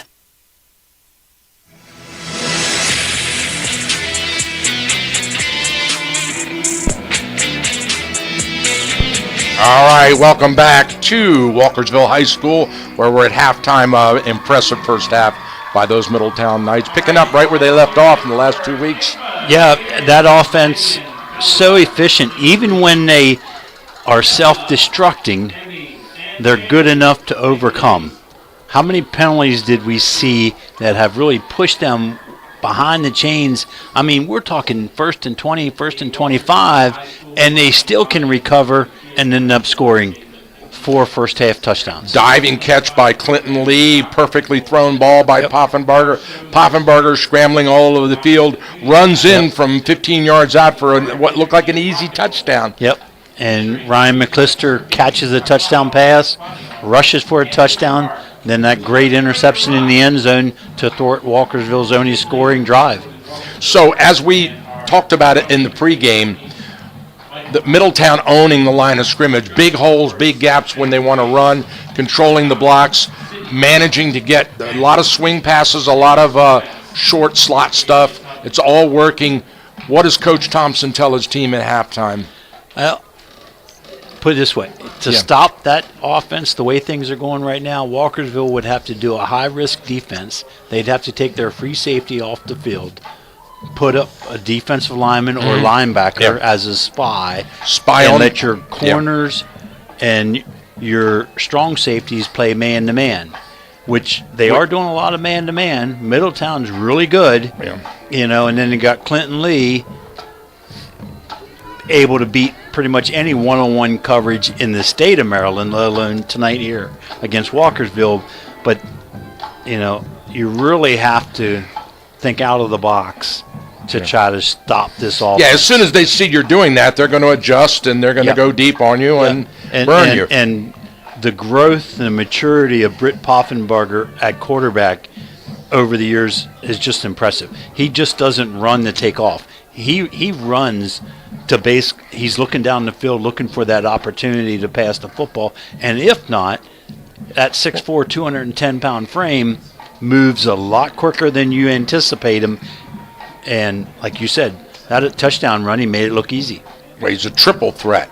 Yep. A kicker, a runner, and a quarterback passer. So, you know, he does it all. Terrific athlete. And they, you know, we mentioned that Clinton Lee has committed to Navy. One person we haven't talked about is Ackenbade. Will from Middletown is a Hampton commit as a tight end. We haven't even mentioned his name tonight. Yeah. That's how many offensive weapons they have on that side of the ball for Middletown. Impressive. Well, let's hope Coach Thompson can make some adjustments at halftime. And at least they had some positive encouragement in that first half. Yeah. A good drive put together. It short-circuited on what was an underthrown ball, but that's okay. You come back to what got you there, you do it over again, and you execute. And you know, maybe you don't worry about winning the game. You try to win one play at a time. You try to one drive at a time. Build some momentum, because there's a strong possibility somewhere down the line these two teams will meet again in the playoffs. That's true. All right, let's step aside for our halftime break. We got about 10 minutes on the clock to go, and we'll take a little bit of a relaxation here. We'll be right back with some more great high school football after this.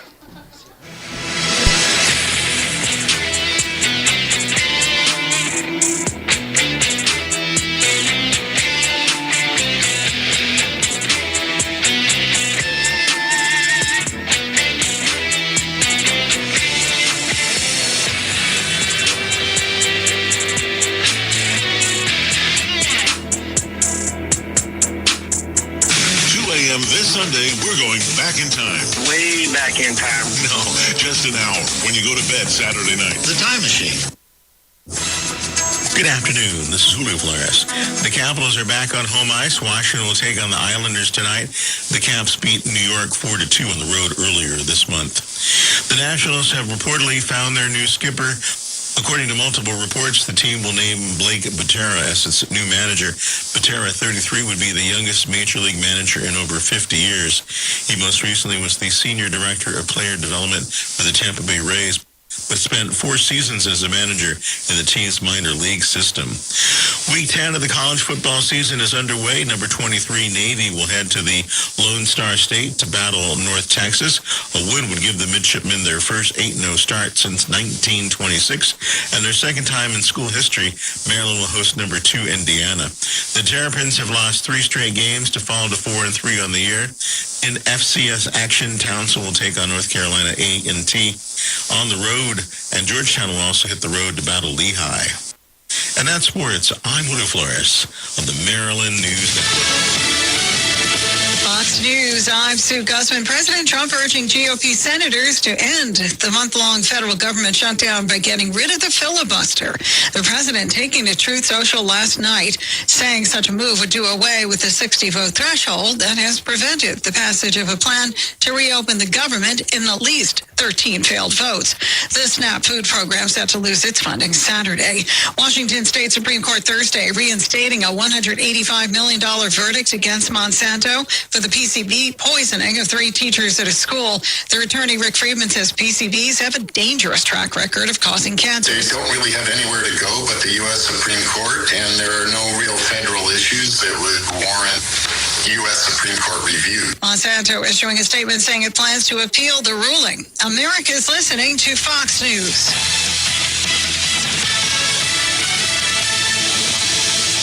Here's your local news for the Cool Oldies 1450 listening area. Mayor John Kinnaird was re-elected mayor in Thurmont on Tuesday. Mayor Kinnaird is the incumbent mayor, and he defeated his opponent, former Mayor Marty Burns, by a vote of 749 to 351. Burns, a sitting commissioner, will continue his term until 2027. Christopher Stouter and Wayne Hooper won in a 4-way race for 2 seats at the commissioner's table. Hooper will serve his 10th term, and Stouter will step down from his role on the Planning Commission. According to the town of Thurmont, 1,108 people voted.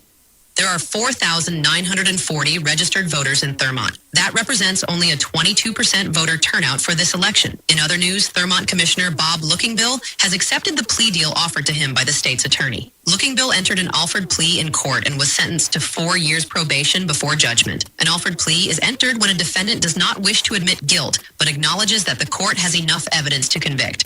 Probation before judgment means that if Lookingbill serves his sentence without incident, his misdemeanor record would be expunged. The charges are connected with a 2024 incident in which Lookingbill is alleged to have patted the rear end of a minor riding on his school bus. Lookingbill will also be required to serve 100 hours of community service. His term as commissioner in Thurmont expires in 2027. Continuing in the news, a 93-year-old man died Wednesday trying to cross Route 15 in his Nissan Versa near the Tractor Supply Company. The driver was not identified. And finally in the news, congratulations are in order for the Catoctin girls volleyball team who defeated Brunswick 3-0 in the Class 1 West Regional Playoffs. Peyton Reed led the team with 11 kills. Aubrey Calhoun had 18 assists and 4 digs, and Brielle Calhoun had 9 assists. Keep it tuned right here for late-breaking news, weather, and traffic on Cool Oldies, 1450 THU.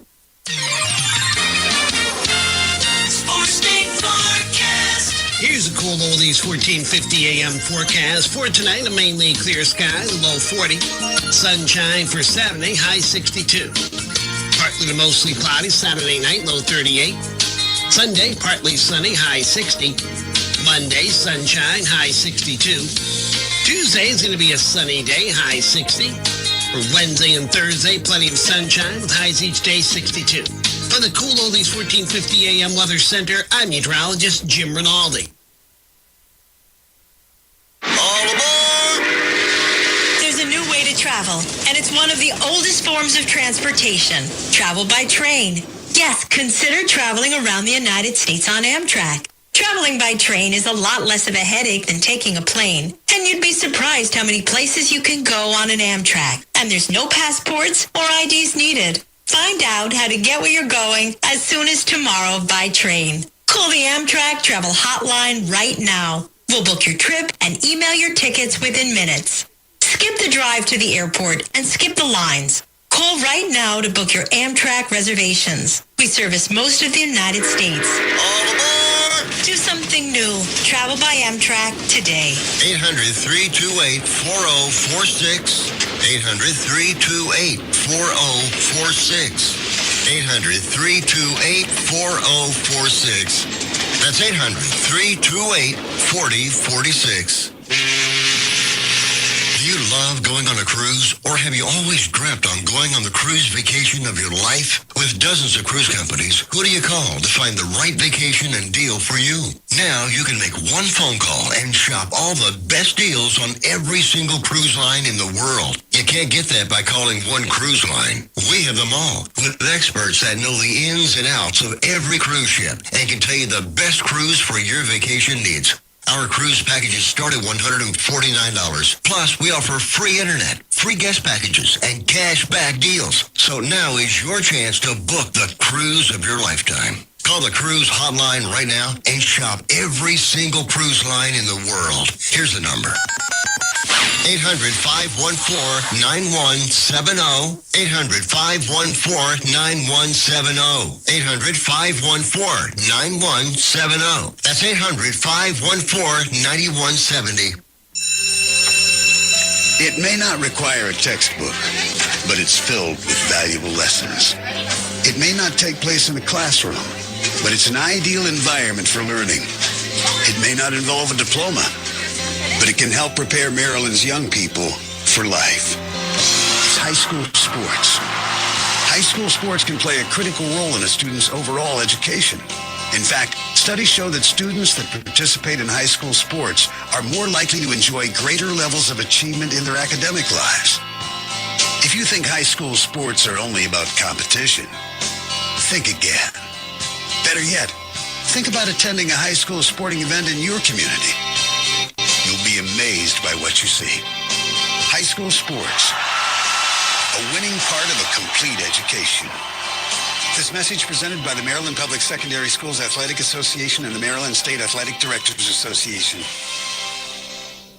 You have a list of things. None of those things say wander around a warehouse looking for somebody to help you, or walk out not knowing if you got exactly what you need. Nope, you have a list of things, and ACE has them, from the brands you trust. We also have people who ask the right questions to make sure you get everything you need.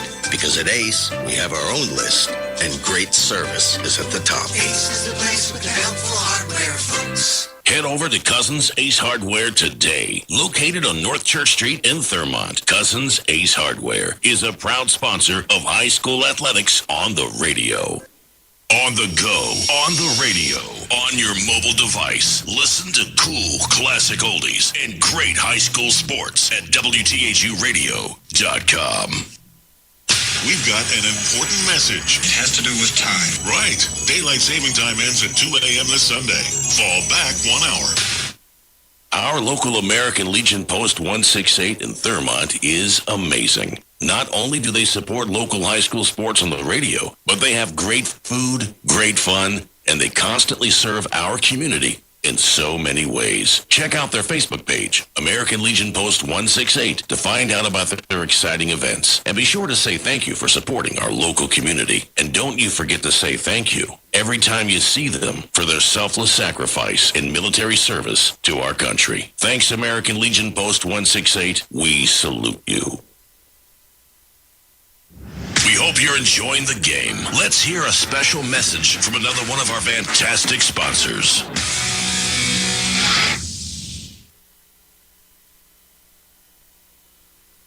Serving our community for over 50 years with quality service at a fair price, Brownie's Auto Repair employs only ASE certified technicians. Brownie's is one of only 33 shops in the state of Maryland designated as an ASE Blue Seal of Excellence repair facility. They want to help you maintain your vehicle in a manner that keeps it trouble-free and fun to drive. Stop by today. That's Brownie's Auto Repair, located on Frederick Street in Walkersville, a proud sponsor of high school athletics.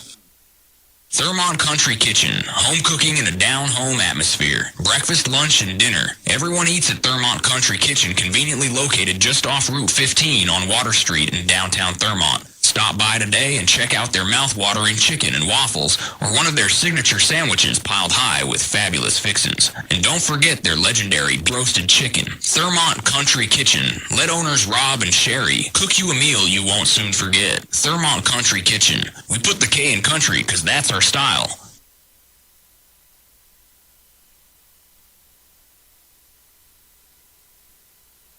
I perform for our high school choir director, who taught me to breathe from the diaphragm and sing from the heart. Speech, debate, theater, music. The performing arts teach valuable life lessons that typically aren't taught in the classroom. They help high school students learn leadership skills that prepare them to enjoy more satisfying, productive lives. Hey, I've got a question for you. Who will you perform for? This message presented by the Maryland Public Secondary Schools Athletic Association and the high school in your community. To every referee, umpire, and judge in high school sports, we want to say, we see you. We see everything you do for us that goes unnoticed. We see the positive role models that you are. We see the way you get unfairly criticized just for doing your job. The truth is, we couldn't play without you. So thank you for investing your time in us. Thank you for protecting the integrity of the game, no matter what. We hope you always know how much we appreciate you. Because without you, this is just recess. It's not really a game. Thank you for always making it possible for us to play the sports we love. Want to serve the students in your community? Sign up to become an official at highschoolofficials.com.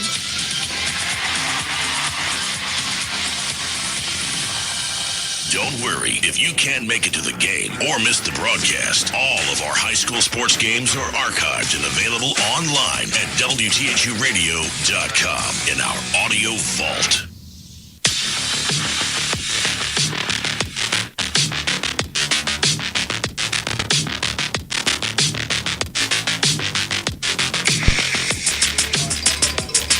All right, welcome back, ladies and gentlemen. Halftime is in the books.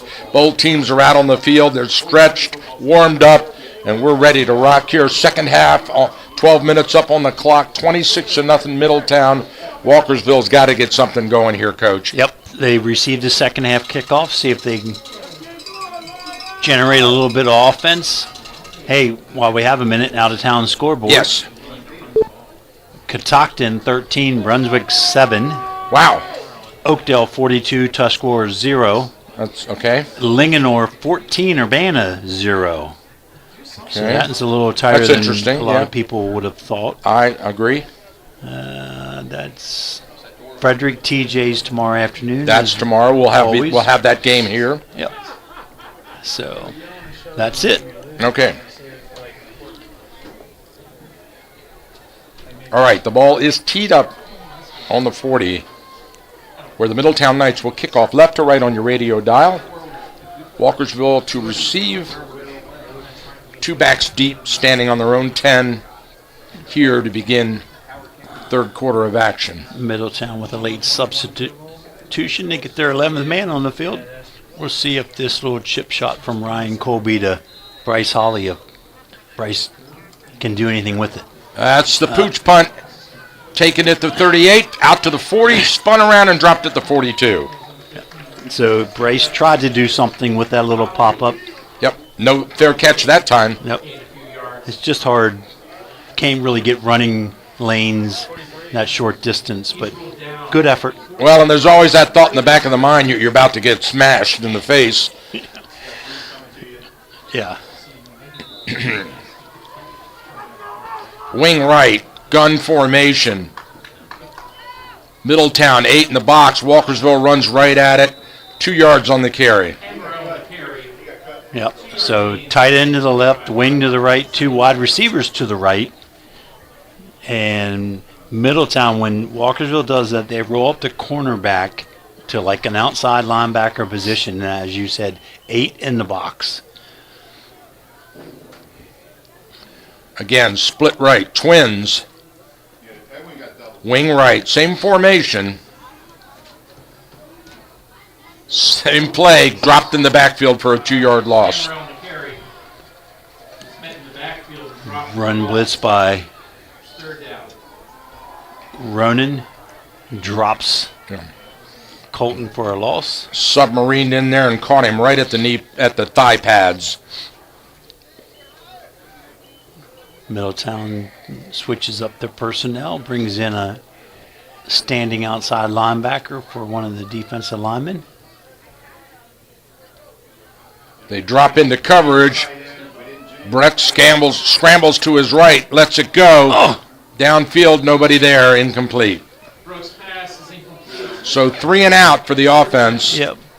Brooks was able to avoid the rush, but then couldn't find any receivers. He was running to his right. Nobody there. So credit that Middletown defense. Loading up the box against the run and then dropping into coverage on what looked like an obvious passing down. Yep. And the punt team is in.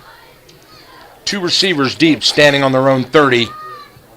Gets the punt away. A high end-over-end kick. Fair caught at the 30. A little inadvertent contact, but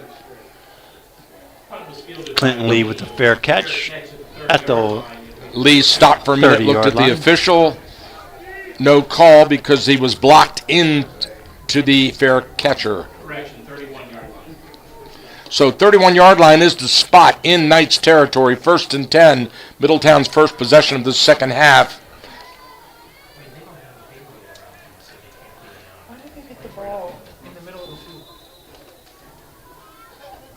Here come the Knights out to the line of scrimmage. Yeah, that's a great question. The ball was caught over here on the sideline, and they move it to the middle of the field. Why wouldn't it be on the near hash? Straight drop. Poffenberger looking. He lets it go deep. Got a man out of bounds.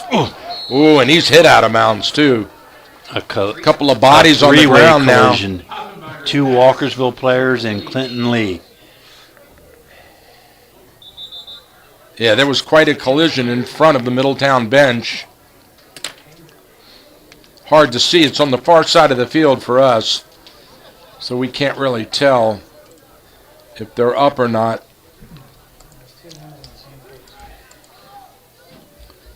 Looks like we'll take a break. I think there's an injury timeout, so we'll step aside and be right back.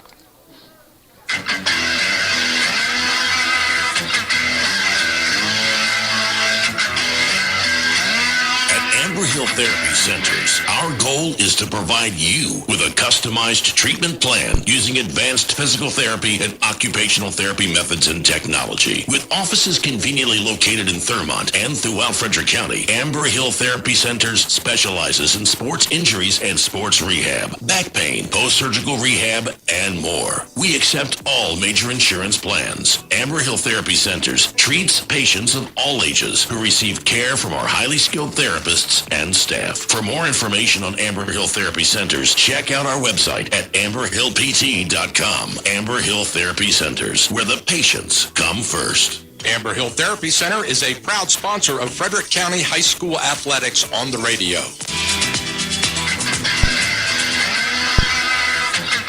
All right, that's our injury timeout specialist, Amber Hill Therapy Centers. So all the players are up, made it to their respective benches on their own. So looking good.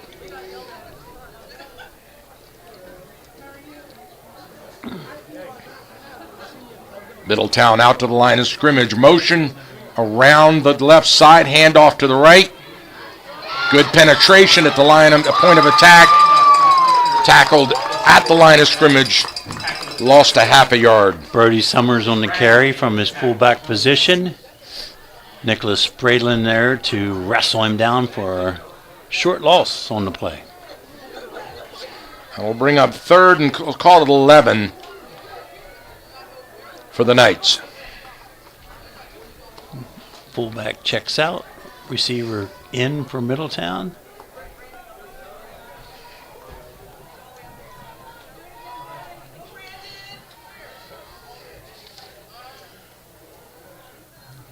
Straight ahead. Quarterback Britt Poffenberger under center. I think it was not a clean exchange.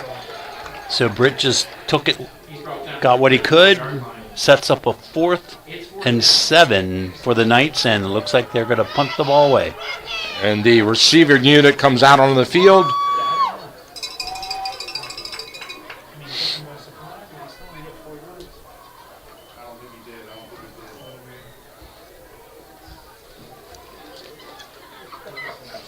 Backpedaling deep, one man back for the Lions to receive.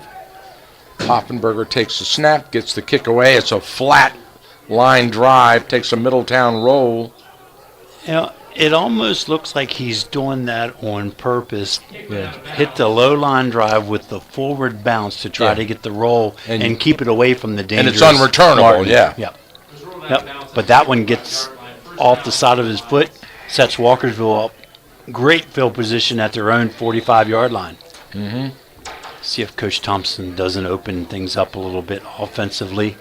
Last possession, 2 runs in a row. Not much there. Now they come out spread. Motion across the formation. He clears.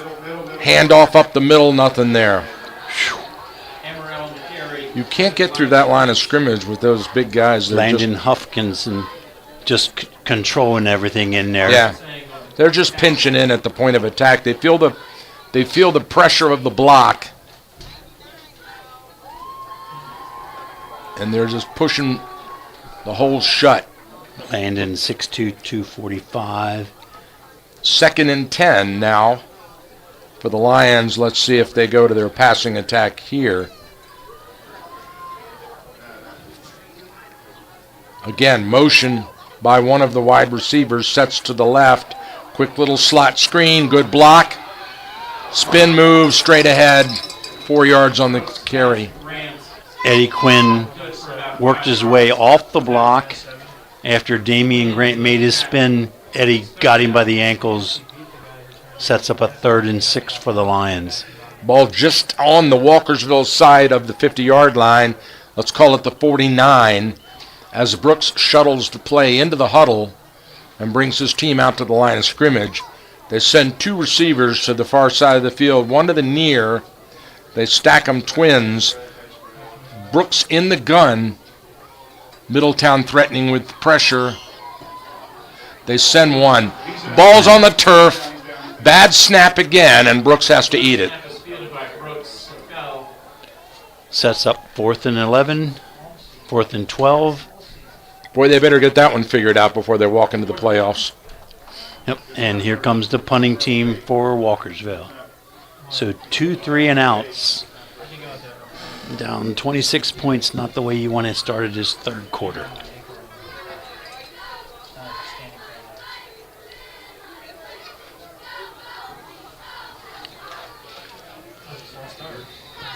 Good snap, nice kick, high end over end, settled under and taken, and we've got a flag. And they're calling procedure. So they'll mark them back 5 and kick it again. Boy, you better punt that ball away from Clinton Lee. Clinton Lee back there. He had a running start on that one. He did. And here it comes, and he kicks it right to him. To the wide side of the field. And there he goes, takes off to the 50, 45, 40. Still on his feet, 35, and driven out of bounds.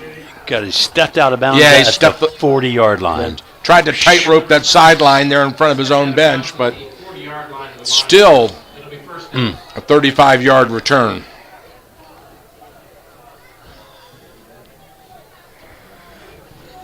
Sets the Knights up. Great field position at their Walkersville Lions 40-yard line.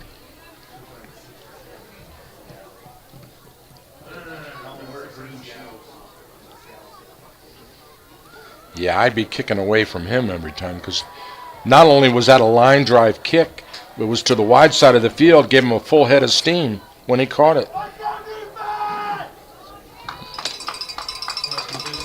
All right, here we go.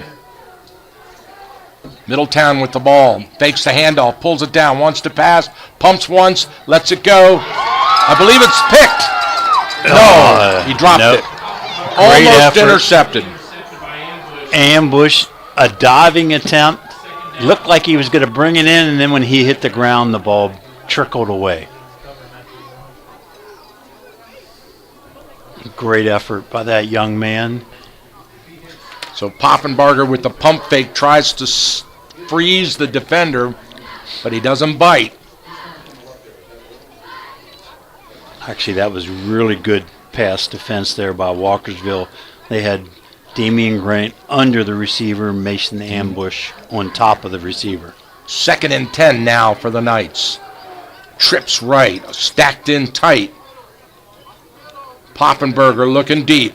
Now he pulls it down and scrambles, dodges around traffic, stops and throws. Got a man coming back to it. Did he catch it? Yep. Yes. Eddie right Quinn. Yep. No. 25-yard line. Yeah, marked at the 25. 15-yard pickup.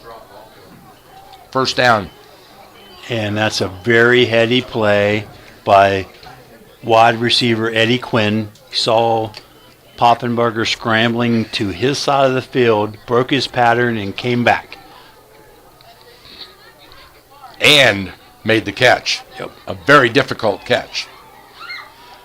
Spread formation. Empty backfield motion. Poffenbarger looking, lets it go into the end zone. Touchdown. Touchdown. Back of the end zone, just inside the marker. 25-yard. Poffenbarger to Clinton Lee.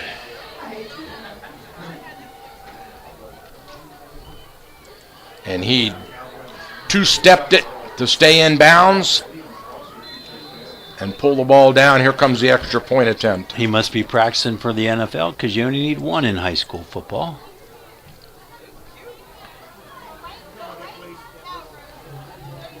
The ball is set. The kick is up. And the kick is good. And we've got a 33-0 score here at Walkersville High School. We'll be right back.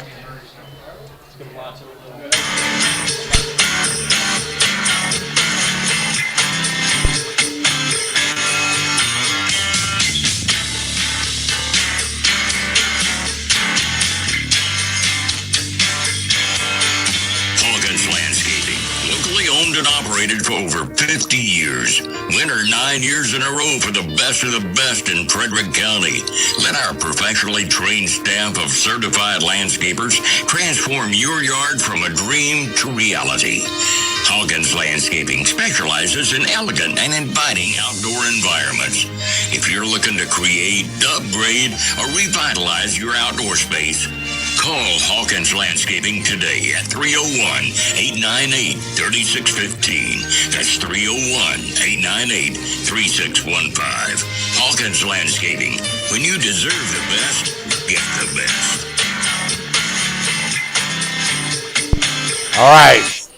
Ball brought out to the 40-yard line on the kickoff return, where Walkersville once again comes out on offense, see if they can get something going after. So that Brunswick-Catoctin update, 17-13 Brunswick, is that third That's quarter? correct. Michael? Third quarter. Brunswick has taken the lead over Catoctin, 17-13. Nice snap, handoff to Amaral up the middle. Got a little running room, pushes the pile, 6 yards on the carry. Second level, Brody Summers there to ride him down. Nice 6-7 yard pickup on first down and good north-south run by the Walkersville Lions.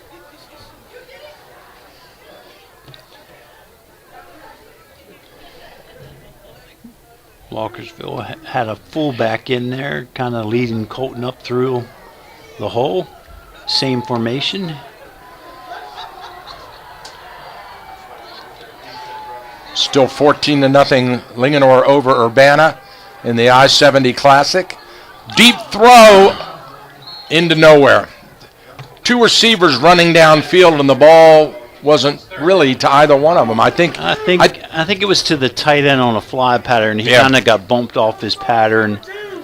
By then, Owen had already released the football. Well, I think Owen got hit it looked like he had somebody in his face, and he was on his back foot throwing. Right. So he just let it go.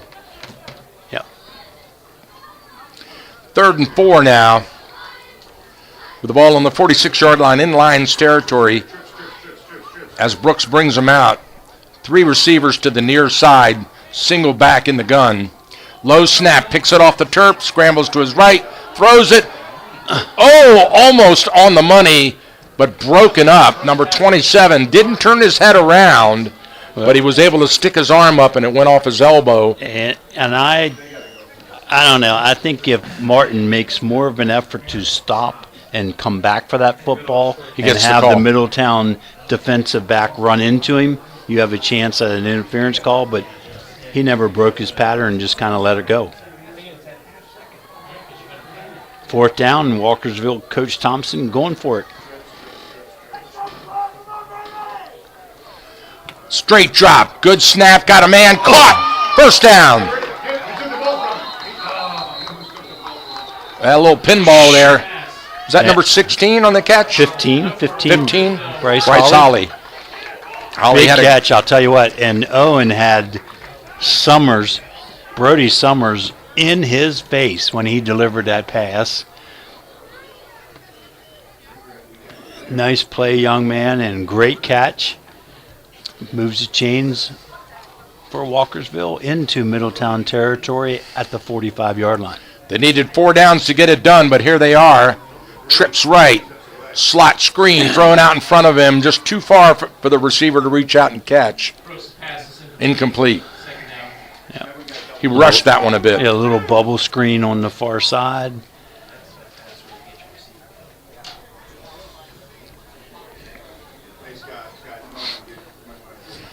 Ball spotted on the 45-yard line in Knights territory. 2nd and 10 for the Knights. Middletown leads it 33-0 here at the 4:30 mark of the 3rd quarter.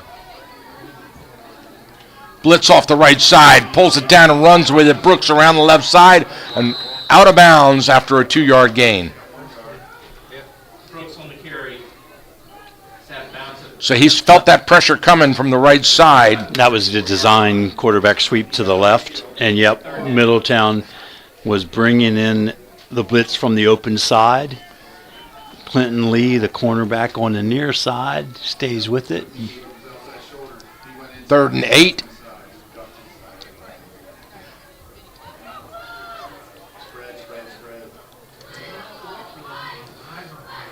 Middletown showing blitz again. Here they come. Brooks steps up into it, goes to his right, throws it. Oh, just behind the receiver. He was wide open too, Coach. Yep, Bryce Holly was breaking out towards the sidelines. Owen sprinting to his right, just off target. If he could have hit him, that would have been enough for another Walkersville 1st down.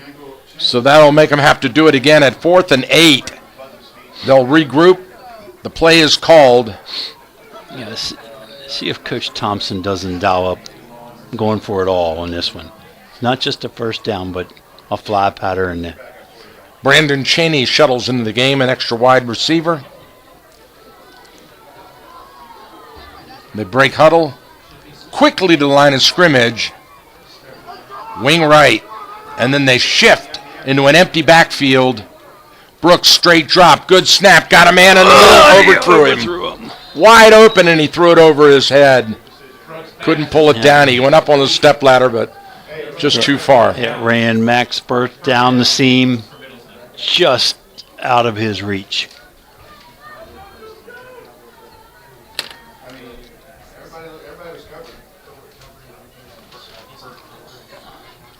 So that'll be a turnover on downs where the Middletown Knights will take over. 1st and 10 on their own 44-yard line. 4:15 to go in the 3rd, and they have a 33-0 lead here. Let's see. It looks like they're going to go under center in a pro set. Handoff to the left back, off the right side, 9-yard carry. And that's all offensive line right there by Middletown. A little belly play to the right side. With Seeger Ronan on the carry. the junior running back for the Knights.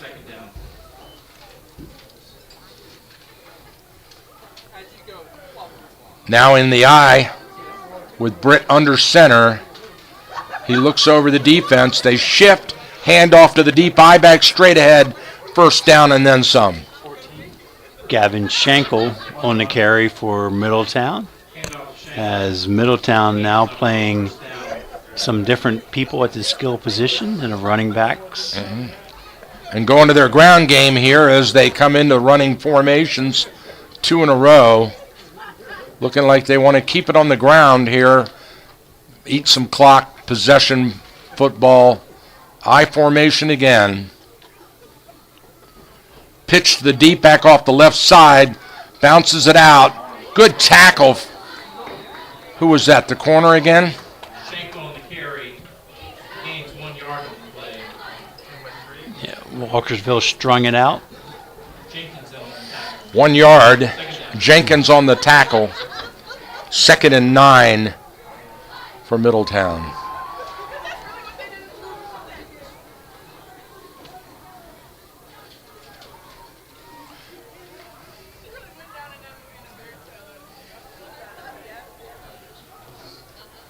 So Middletown going under center, just running out. A little bootleg action here from Britt. Here he goes, throwing deep, looking for the man, into the coverage, knocked away. Good coverage by that defense. Yep. Secondary stayed at home on the bootleg action, stayed deep. Tried to lull them into the run game, and then they went for the deep strike, but to no avail. So now they bring in their passing package on 3rd and 9. Walkersville brings the nickel back in. Drops out a linebacker. Thomas Kelly comes out. Here come the Knights. Gun, straight drop. Poffenberger wants to pass. Looking. Scrambles to his left. Evades one arm. One tackle. Evades another. Pulls it down and runs down the left side. Out of bounds. He's just shy. They're going to mark him at the 35. So he's about 3 yards short of the first down to bring up 4th and 3. Very manageable 4th down for Middletown. And Coach DeLauder, I'm sure they'll be going for this. Any points at all moves us into the running clock situation. A little too far for a field goal, too close to punt. No man's land. Yep. Here they come. 3 receivers spread near. 1 to the far. Poffenberger. Straight drop. Fires it out the middle, looking. And another one. Dropped it. Dropped it. Which is okay anyway. Yeah, that's what you want to do, right? Because you're bringing it out to the 35 instead of having it at your 20. So turnover on downs. Nice play. Messiah Martin kind of outran the football as the receiver was behind him. Ball hung up a little bit. Messiah with a great recovery to knock that one down. He played that one perfectly. Stayed with the receiver until he watched the ball leave the hand of the quarterback. And then he adjusted his coverage to make the pick and knock it down as Walkersville comes to the line of scrimmage now. Trying to run up the middle, nothing there. Just big wall of white jerseys. Knocks Amaral to the ground. Aiden McDonald in the middle of things for the Middletown Knights. They gave him a yard on the forward progress. 2nd and 9. With the clock under 2 minutes in the 3rd. It's like Walkersville brings in a second tight end, Justin Arndt. So they're going jumbo, 210-pound tight end. Urbana just got on the board. Linganore scored again, 21-6. Linganore over Urbana. Amaral slips, tries to plant and cut up with 2 defenders in his face and loses yardage. Kiefhofer and Hopkinson there to bury Colton, and I don't like he's coming out holding his left arm. Yeah. He had dinged that elbow, got a stinger in that left elbow a little earlier. I saw it, but now he's in a lot of pain as he sits on the sidelines. And he's, yeah. 3rd and 11 for the Lions. Clock rolling under a minute to play here in the third quarter. He's going to have to go up top with this.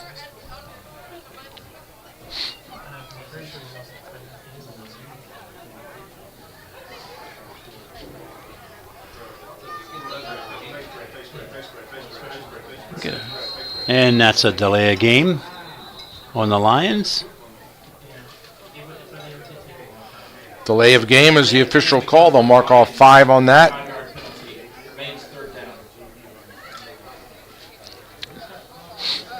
Good news is Amaril's up and fine. He's okay. He shook it off. You wonder just if a he got stinger. The funny bone. Yeah, that just a stinger on that. Ding, and yeah, makes the whole arm. It's like if somebody's touched you with a cattle prod. Good for him.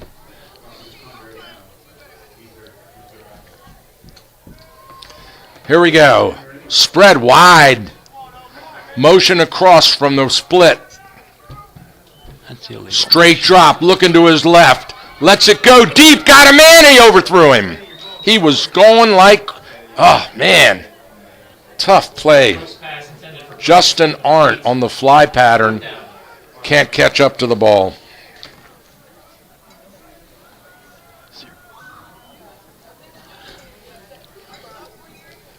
Check that, Damian Grant.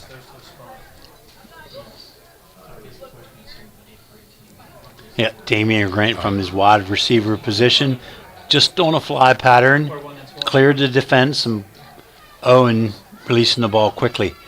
And Middletown comes after the punt, almost gets it, hits the ground, takes a friendly hometown bounce. McClister there to pick it up. McClister dropped at the 32.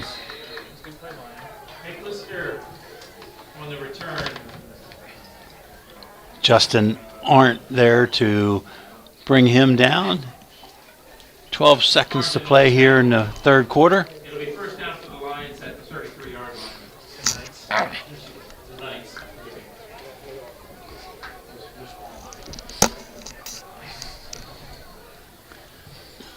Shout out to that offensive line for Middletown. Number 50, Logan Murphy. Number 62, Edwin Yu. Number 70, Ben Haynes. Number 72, Landon Hopkinson. Number 74, Bo Ashby. And tight end, Cooper Kiefhofer, doing the yeoman's work. Lets it go. Got a man. Caught. McClister. Yep, McClister all the way down to the 33-yard line. He was open earlier. 40-yard hookup. Big play, McClister. And that should do it for the third quarter. That's it. It's in the books. We'll move to the fourth quarter. Middletown leading 33-0 and threatening. We'll be right back.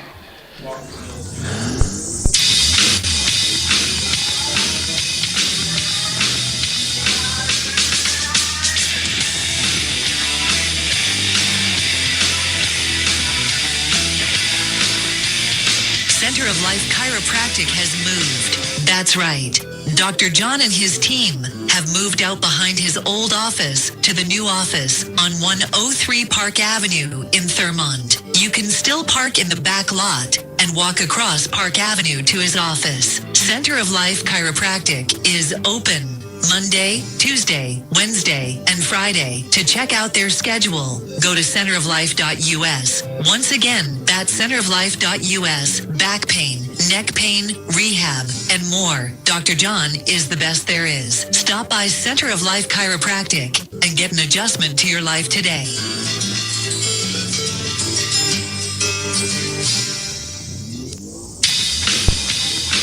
That's right. Dr. John Hageman over there in Thurmont will take good care of you. Get an adjustment to your life today. All right, here we go. Middletown with the ball. We flip ends of the field. We move into the fourth quarter. Poffenbarger Settles in, looks over the defense, straight drop, 2 steps. Now he takes off, scrambles to his left, quick little release on the check down, and it's 13 yards to number 7, Eddie Quinn on the catch. So Britt starts to scramble a bit. The Middletown receivers adjust. We do have a flag on the field, but I'll tell you what, there's great communication. So they called pass interference on the offense, another push-off. That'll negate the catch and run and move the ball back to the 48-yard line.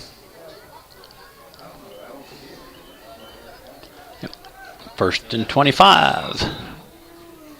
So we talked about this at halftime, how impressive this offense is of Middletown, how they've overcome these situations.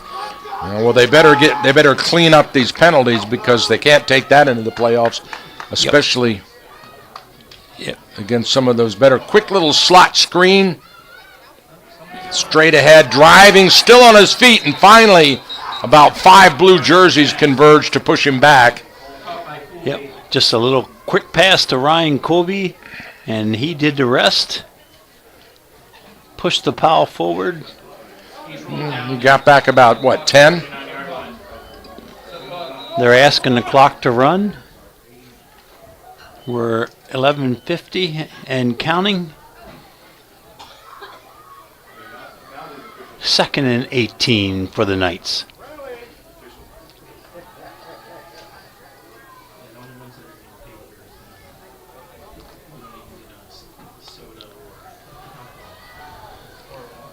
So Cheney shuttles to play in. They break the huddle. 4 receivers split wide. Goes right. Poffenberger lets it go deep into the end zone. No catch. No catch. Yes. It looked like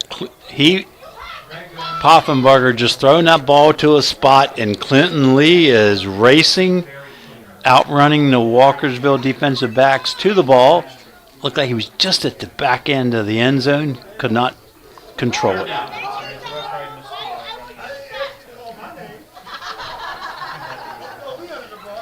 Third and let's call it 16. Ball spotted on the 39-yard line. Middletown in the eye. Hand off to the deep back, straight ahead. Following his blockers, driving, churning, moving. Couple of yards on the carry. They're basically saying, we're just going to run out the clock here. Well, 11 minutes to play. It's a little too soon for that, but yeah, but they got a 4th and 11 11 now. 4th and 11 now. Do you punt? No.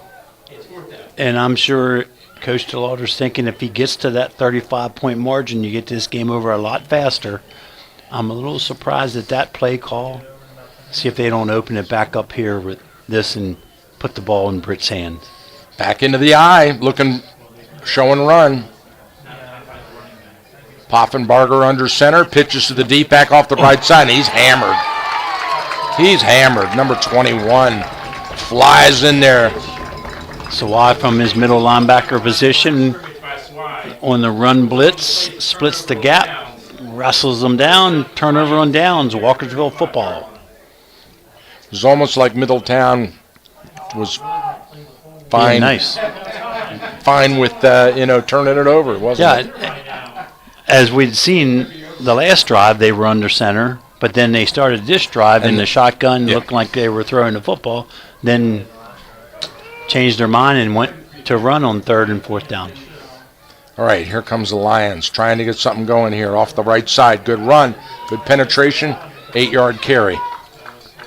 Amaral off the right side. Good to see him back in action. Those pink gloves on. He tosses the ball to the ref. Colby and Summers there to combine on the tackle. Martin took off down the right side, had to trot back 30 yards just to get to the huddle. Well, I'll tell you what, you like to see that out of your wide receiver because without blocking, you actually took a defender out of the play. Brooks Handoff off the left side. Good running room in the second level. Still on his feet. Busted outside. Down to the 40. 35 and driven out of bounds on the far side. And there's a late hit out of bounds. There's the flag. That's going to cost him 15. Yeah. He did a spun around. He had him out of bounds. And then tossed him to the ground. Spun him around and threw him to the ground. And quickly, Coach DeLauder makes this personnel substitution. It's going to be add 15 to the end of the run. Right. They mark it off.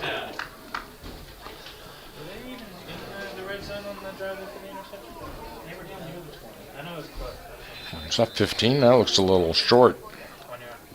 So they spot the ball on the 22. Walkersville wastes no time to get up to the line of scrimmage quickly. Brooks in the gun, claps his hands, takes the snap, hands off the right side, following his blocker, spins, breaks a tackle, and then he drives all the way down to the 15. Colton with a good second effort to spin off that first tackle. Pick up 5, maybe 6 yards. Yeah, call it 6.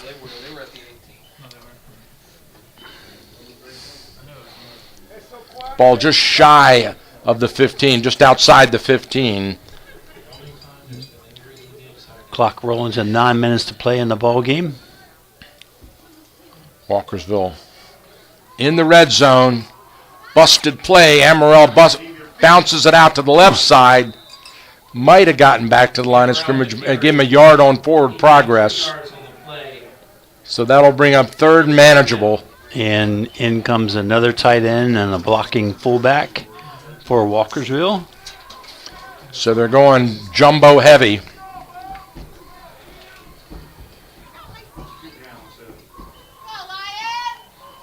Let's see if Owen doesn't keep this one on his own.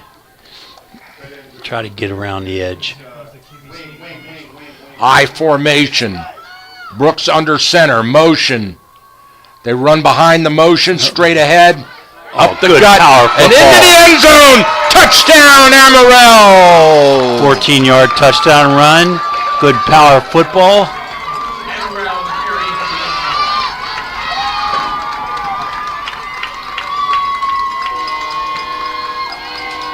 There's the fire engines. Colton, his 16th rushing touchdown of the season.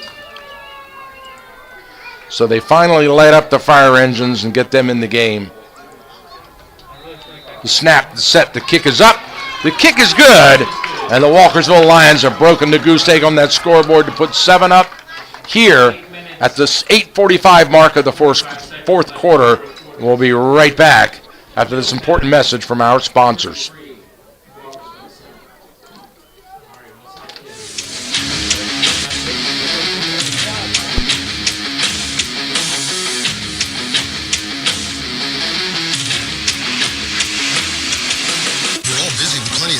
That's why Anytime Fitness is the perfect way to stay in shape. From either home or work, Anytime Fitness at Thurmont is always close by, and they're open 24/7. They can tailor a personalized training program to fit your workout needs. Anytime Fitness can also fashion a membership and payment plan that will be flexible enough for your on-the-go lifestyle. You'll love the 24-hour co-ed fitness center with state-of-the-art equipment designed to sculpt and tone you into shape. And when you're away from the Thurmont area, your membership guarantees you access to any of the over 1,000 clubs worldwide. Visit us at 130 Frederick Road to start your program today. Now you can stay healthy anytime with Anytime Fitness. All right, we are back. Walkersville, for their first kickoff of the game, has the ball teed up at the 40, left to right. Nice high end-over-end kick, taken at the 24, 25, 30, and dropped. Thrown down with the intent by Brandon Cheney.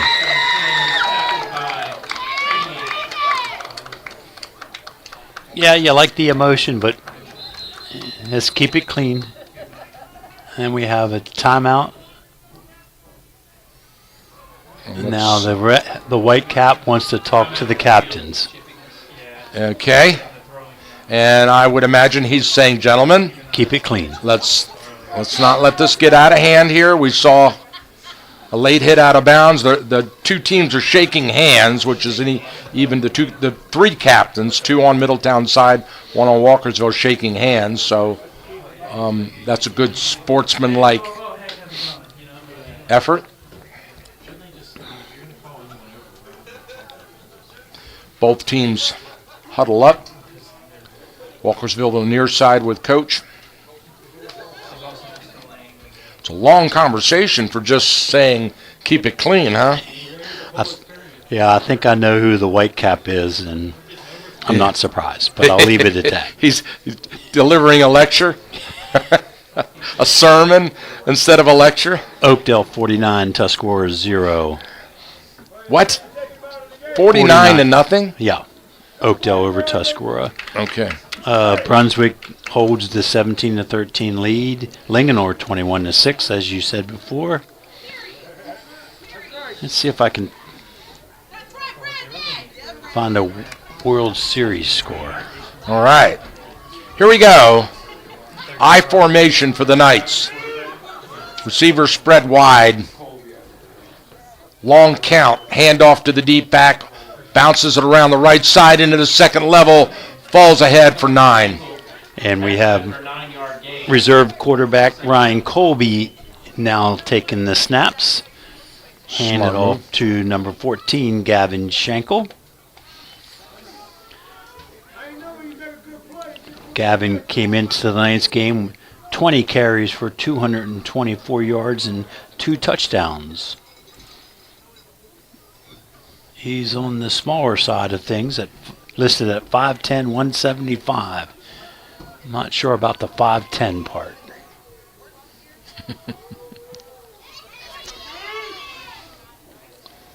Oh, fullback trap. Quick little trap. Barely got it into the belly of the running back, but he pushes that pile ahead for a first down. 3-yard carry. Carry by the running back's enough for a first down for the Knights. Charlie Nilsson there Carry was fine. for Walkersville. First down, Knights. Ball on the 43 now with the clock running down to 7:35 to go in the game. Middletown leads it 33-7. Out in the eye. Deep back right side. Into the second level again. Pushing, churning, and past the marker for a first down on an 11-yard carry. Good effort by Gavin. Hits that hole quick. Yeah, he hit it so quick he almost missed the handoff in the last possession. At the end of 2 innings, it's Dodgers nothing, Blue Jays nothing. Okay. And where are we at? Who's ahead in the series? I can't believe we're having this conversation come on, again, come on. Michael. 3-2 Toronto with the lead in the best of 7. Thank you. I know they turned it around. Yep. 2 wins. After that epic game that went how many? Oh, yeah. Was it 2 a.m. or something? I don't know. I didn't make it past the 13th inning. See, I'm paying attention. Just not up to date, that's all. 5-yard carry on the play. 2nd and 5 for the Knights. Ball at the Walkersville 41-yard line. All right, here we go. Middletown at the line of scrimmage. Quarterback waiting for that back judge to signal as he's working that clock. Hand off to the deep back. Bounces around the edge into the second level. Still on his feet. Breaks another tackle and steps on the out-of-bound marker, but not until he'd brought the ball all the way down. Looks like they're going to spot him at the 21-yard line. First down. Good effort on that run. Boy, somebody's trying to get a little extra playing time in there, right? Good speed. Yeah. Gavin, a junior, so he'll be back for the Knights. Backs up senior Ryan McClister at that running back position.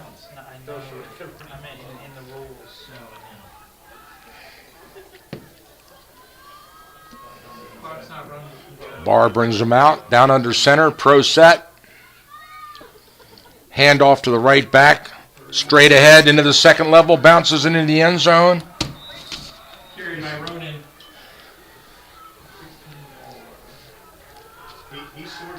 Colby.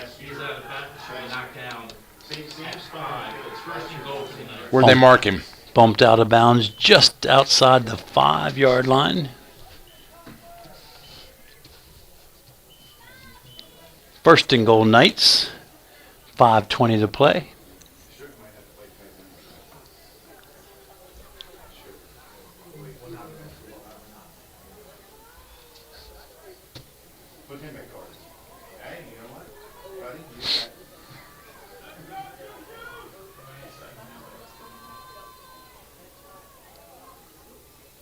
Oh, broken play. Yeah. Colby fighting for yardage. Falls inside the 5. Yeah, give him 1 on the carry. Yeah. Mark him at the 4. Running backs went to the left. Ryan to the right. Wisely just held on to it. Got it about the 4-yard line.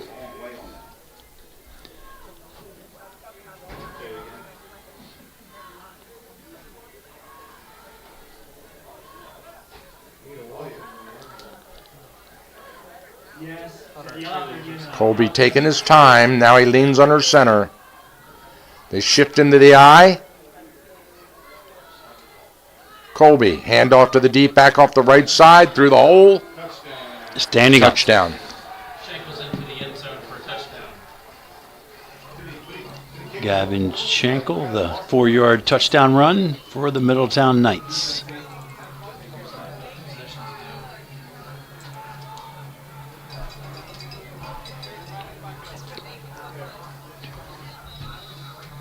Fifth different Middletown Knight to cross the end line.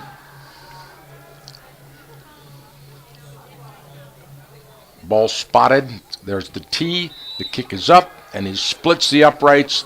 And we've got a 47 to lead for Middletown here at Walkersville. At the 4:06 mark of the fourth quarter of this game, we'll be right back.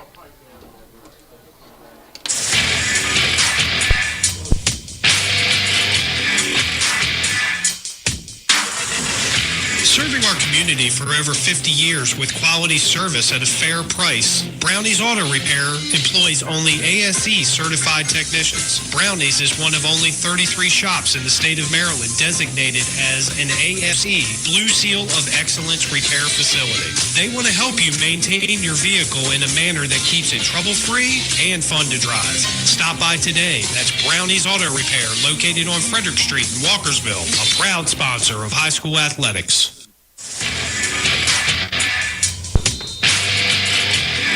All right, Middletown has the ball teed up. There's the run up. The kick is high, end over end. Taken at the 15, out to the 20. Cuts left. Now upfield to the 30. And he's dropped, nope, call it the 27, shy of the 30. Damian Grain on the return. Tried to work that ball from left to right. Middletown closes it down. Brody Summers on the tackle. 1st and 10 for the Lions. The clock stopped at 4:02 to go in this game.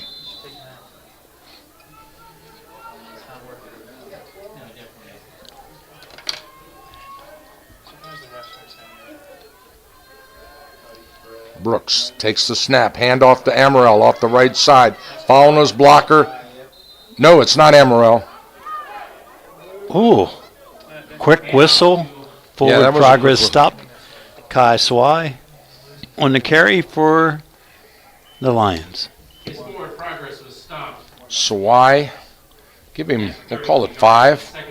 Bring up 2nd and 5 for the Lions.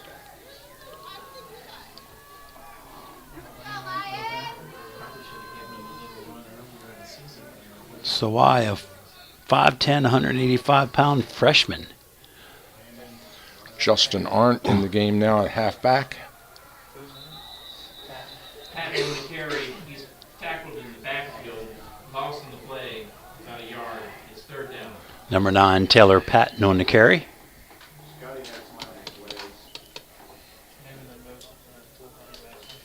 So Coach Thompson giving some different people the opportunity to run the football. I'll tell you, those numbers are difficult. They kind of roll together. 9 looks like 0, 8 looks like 0, 6 looks like 8. 21 off the right side. Couple yards on the carry. And now we've got some extracurricular, and the hanky comes out. So, and it was the head referee that made the call. Personal foul against Walkersville. Personal foul against Middletown. Offsetting, play it over. Dead ball, so it's going to be 4th and 5. And here comes the punt team for Walkersville with 2:28 to play. So they'll kick it away.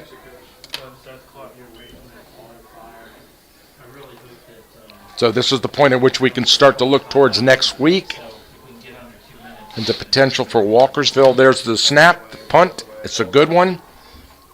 Drives the receiver over to the right side. He immediately takes off. 20-yard return. I mean, he shot out of that like he caught that ball and shot out like a jet. He's amazing. All the way into Lions territory. They mark him at the 44. We'll call that a 10, 21-yard return. I was amazed at the speed of that receiver. Who was that?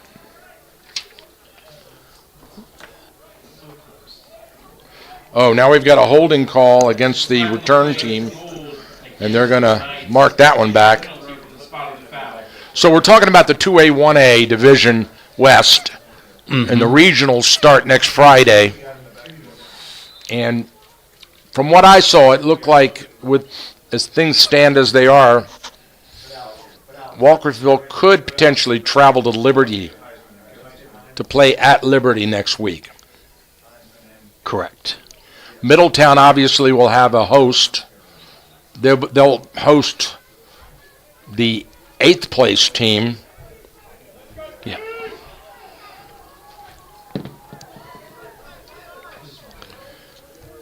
Middletown in the pro set. Colby under center, hands off the right side, straight ahead. 6-yard carry. 6-yard gain on that carry. Yeah, I'm trying to find if I can get a score on the Liberty Century game. That's a big matchup for a potential opponent of Walkersville's. South Carroll would travel to Middletown. If that stays. Right. There's a good chance that South Carroll wins tonight. Owings Mills, who is the team just above South Carroll, they would drop below. Probably going to lose to Milford Mill. Yeah. So, pretty tight. That might. I was in the hang on, left this play. Straight ahead, nothing there. Dropped at the line of scrimmage. Second effort, keeps on driving, moves the pile. I believe we had a fumble on the play. There was a fumble on the play. Let's see where they change of possession. Yeah, Walkersville ball. Walkersville got the fumble recovery. So I was in the sheets over on Buckystown Pike early this morning, and a guy walked in with a Milford Mill jersey on. Might work up this way. Yeah. And for a second, I was like, wait a minute. Is Milford Mill playing up here in Frederick? No, not yet. No. But we had a big playoff game there a couple years ago with Walkersville. Remember that one? Yes. Yes, indeed. Victory formation. Walkersville, knee down.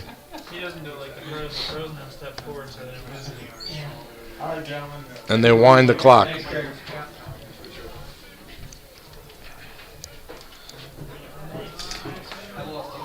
So Coach Thompson, basically the outcome has been decided.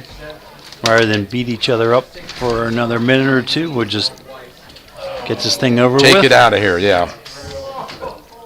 And again, all get ready bunched for up, next week. Knee down. That'll be it. That'll run the clock out. Congratulations, Middletown Knights victorious here, 40-7 at Walkersville. Impressive offensive performance once again by these Middletown Knights, who sit in first place in the 2A, 1A West football division. Yeah, my sources, I'm not finding any Century anything Liberty for Century score. or Liberty at all. No. Yeah, that means there's nobody putting the score up for them. Correct. So, yeah. So we don't know about that. So, okay, well, we'll look at the brackets tomorrow and figure all this out. But for now, Walkersville's got a lot to sort out here. A lot of a lot to come across them. They'll be fine. Yeah. They'll be in Middletown. Both these teams, nice. They play tough regular season schedules. Middletown is a very strong 2A, 1A team this year, predicted to be one of the top 5 teams in Frederick County, and I believe that held true. Walkersville, they do have some really good skilled people, but just overall, the Middletown team better performed tonight. Yes, that's right. See if we can get some other scores for you. Brunswick has jumped out to a 24-13 final over Catoctin, so Brunswick gets the W in that end of the season matchup between two interdivisional opponents. Leonore leads for final. Leonore 28-6 over Urbana. That's the I-70 Classic. That one has been decided. Of course, this one here, 40-7 Middletown. And TJ will be at Frederick tomorrow. We'll bring you that game live right here on Cool Oldies 1450 and FredcoSports.com. Coach, any final thoughts on this game? Just, things didn't go Walkersville's way. They got to reroute. Good coaching staff. They'll have their team ready. I know they've been posting up a bunch of game film, getting ready for any possible opponent. Like we said, it could be Century, it could be Liberty, it could be Williamsport. We think one of those 3 teams. So, and that's a very winnable matchup for Walkersville to advance into the second round. Yeah. The good thing is, as far as Frederick County schools, that Walkersville would be in the opposite bracket of Middletown. Yeah. And then once you get to the final 2 teams in the region, then you go to the state, reseed, and it looks like that's going to hold true for the 3A with Linganore and Oakdale, as well as the 3A, 4A, 3A. Yep, Urbana and Frederick. So, and that's great because year after year we get tired of Frederick County teams eliminating themselves as we move into out of the regionals. Yep. So I think it's going to be a lot of fun. If you're a Frederick County high school football fan, you've got a few weeks of football left. Yeah. This is the best part. This is the best time. Yeah. All right, that's it, ladies and gentlemen. On behalf of the entire Cool Oldies 1450 team, myself, Michael Betteridge, Coach Rick Little, and Tyler Wilhelm up top with the video cam did a great job. Thank you for tuning in. We'll be back with you tomorrow, 2 p.m. kickoff. TJ at Frederick for the last game of the Frederick County regular season. All right, good night, all. Don't worry, if you can't make it to the game or miss the broadcast, all of our high school sports games are archived and available online at WTHUradio.com in our audio vault.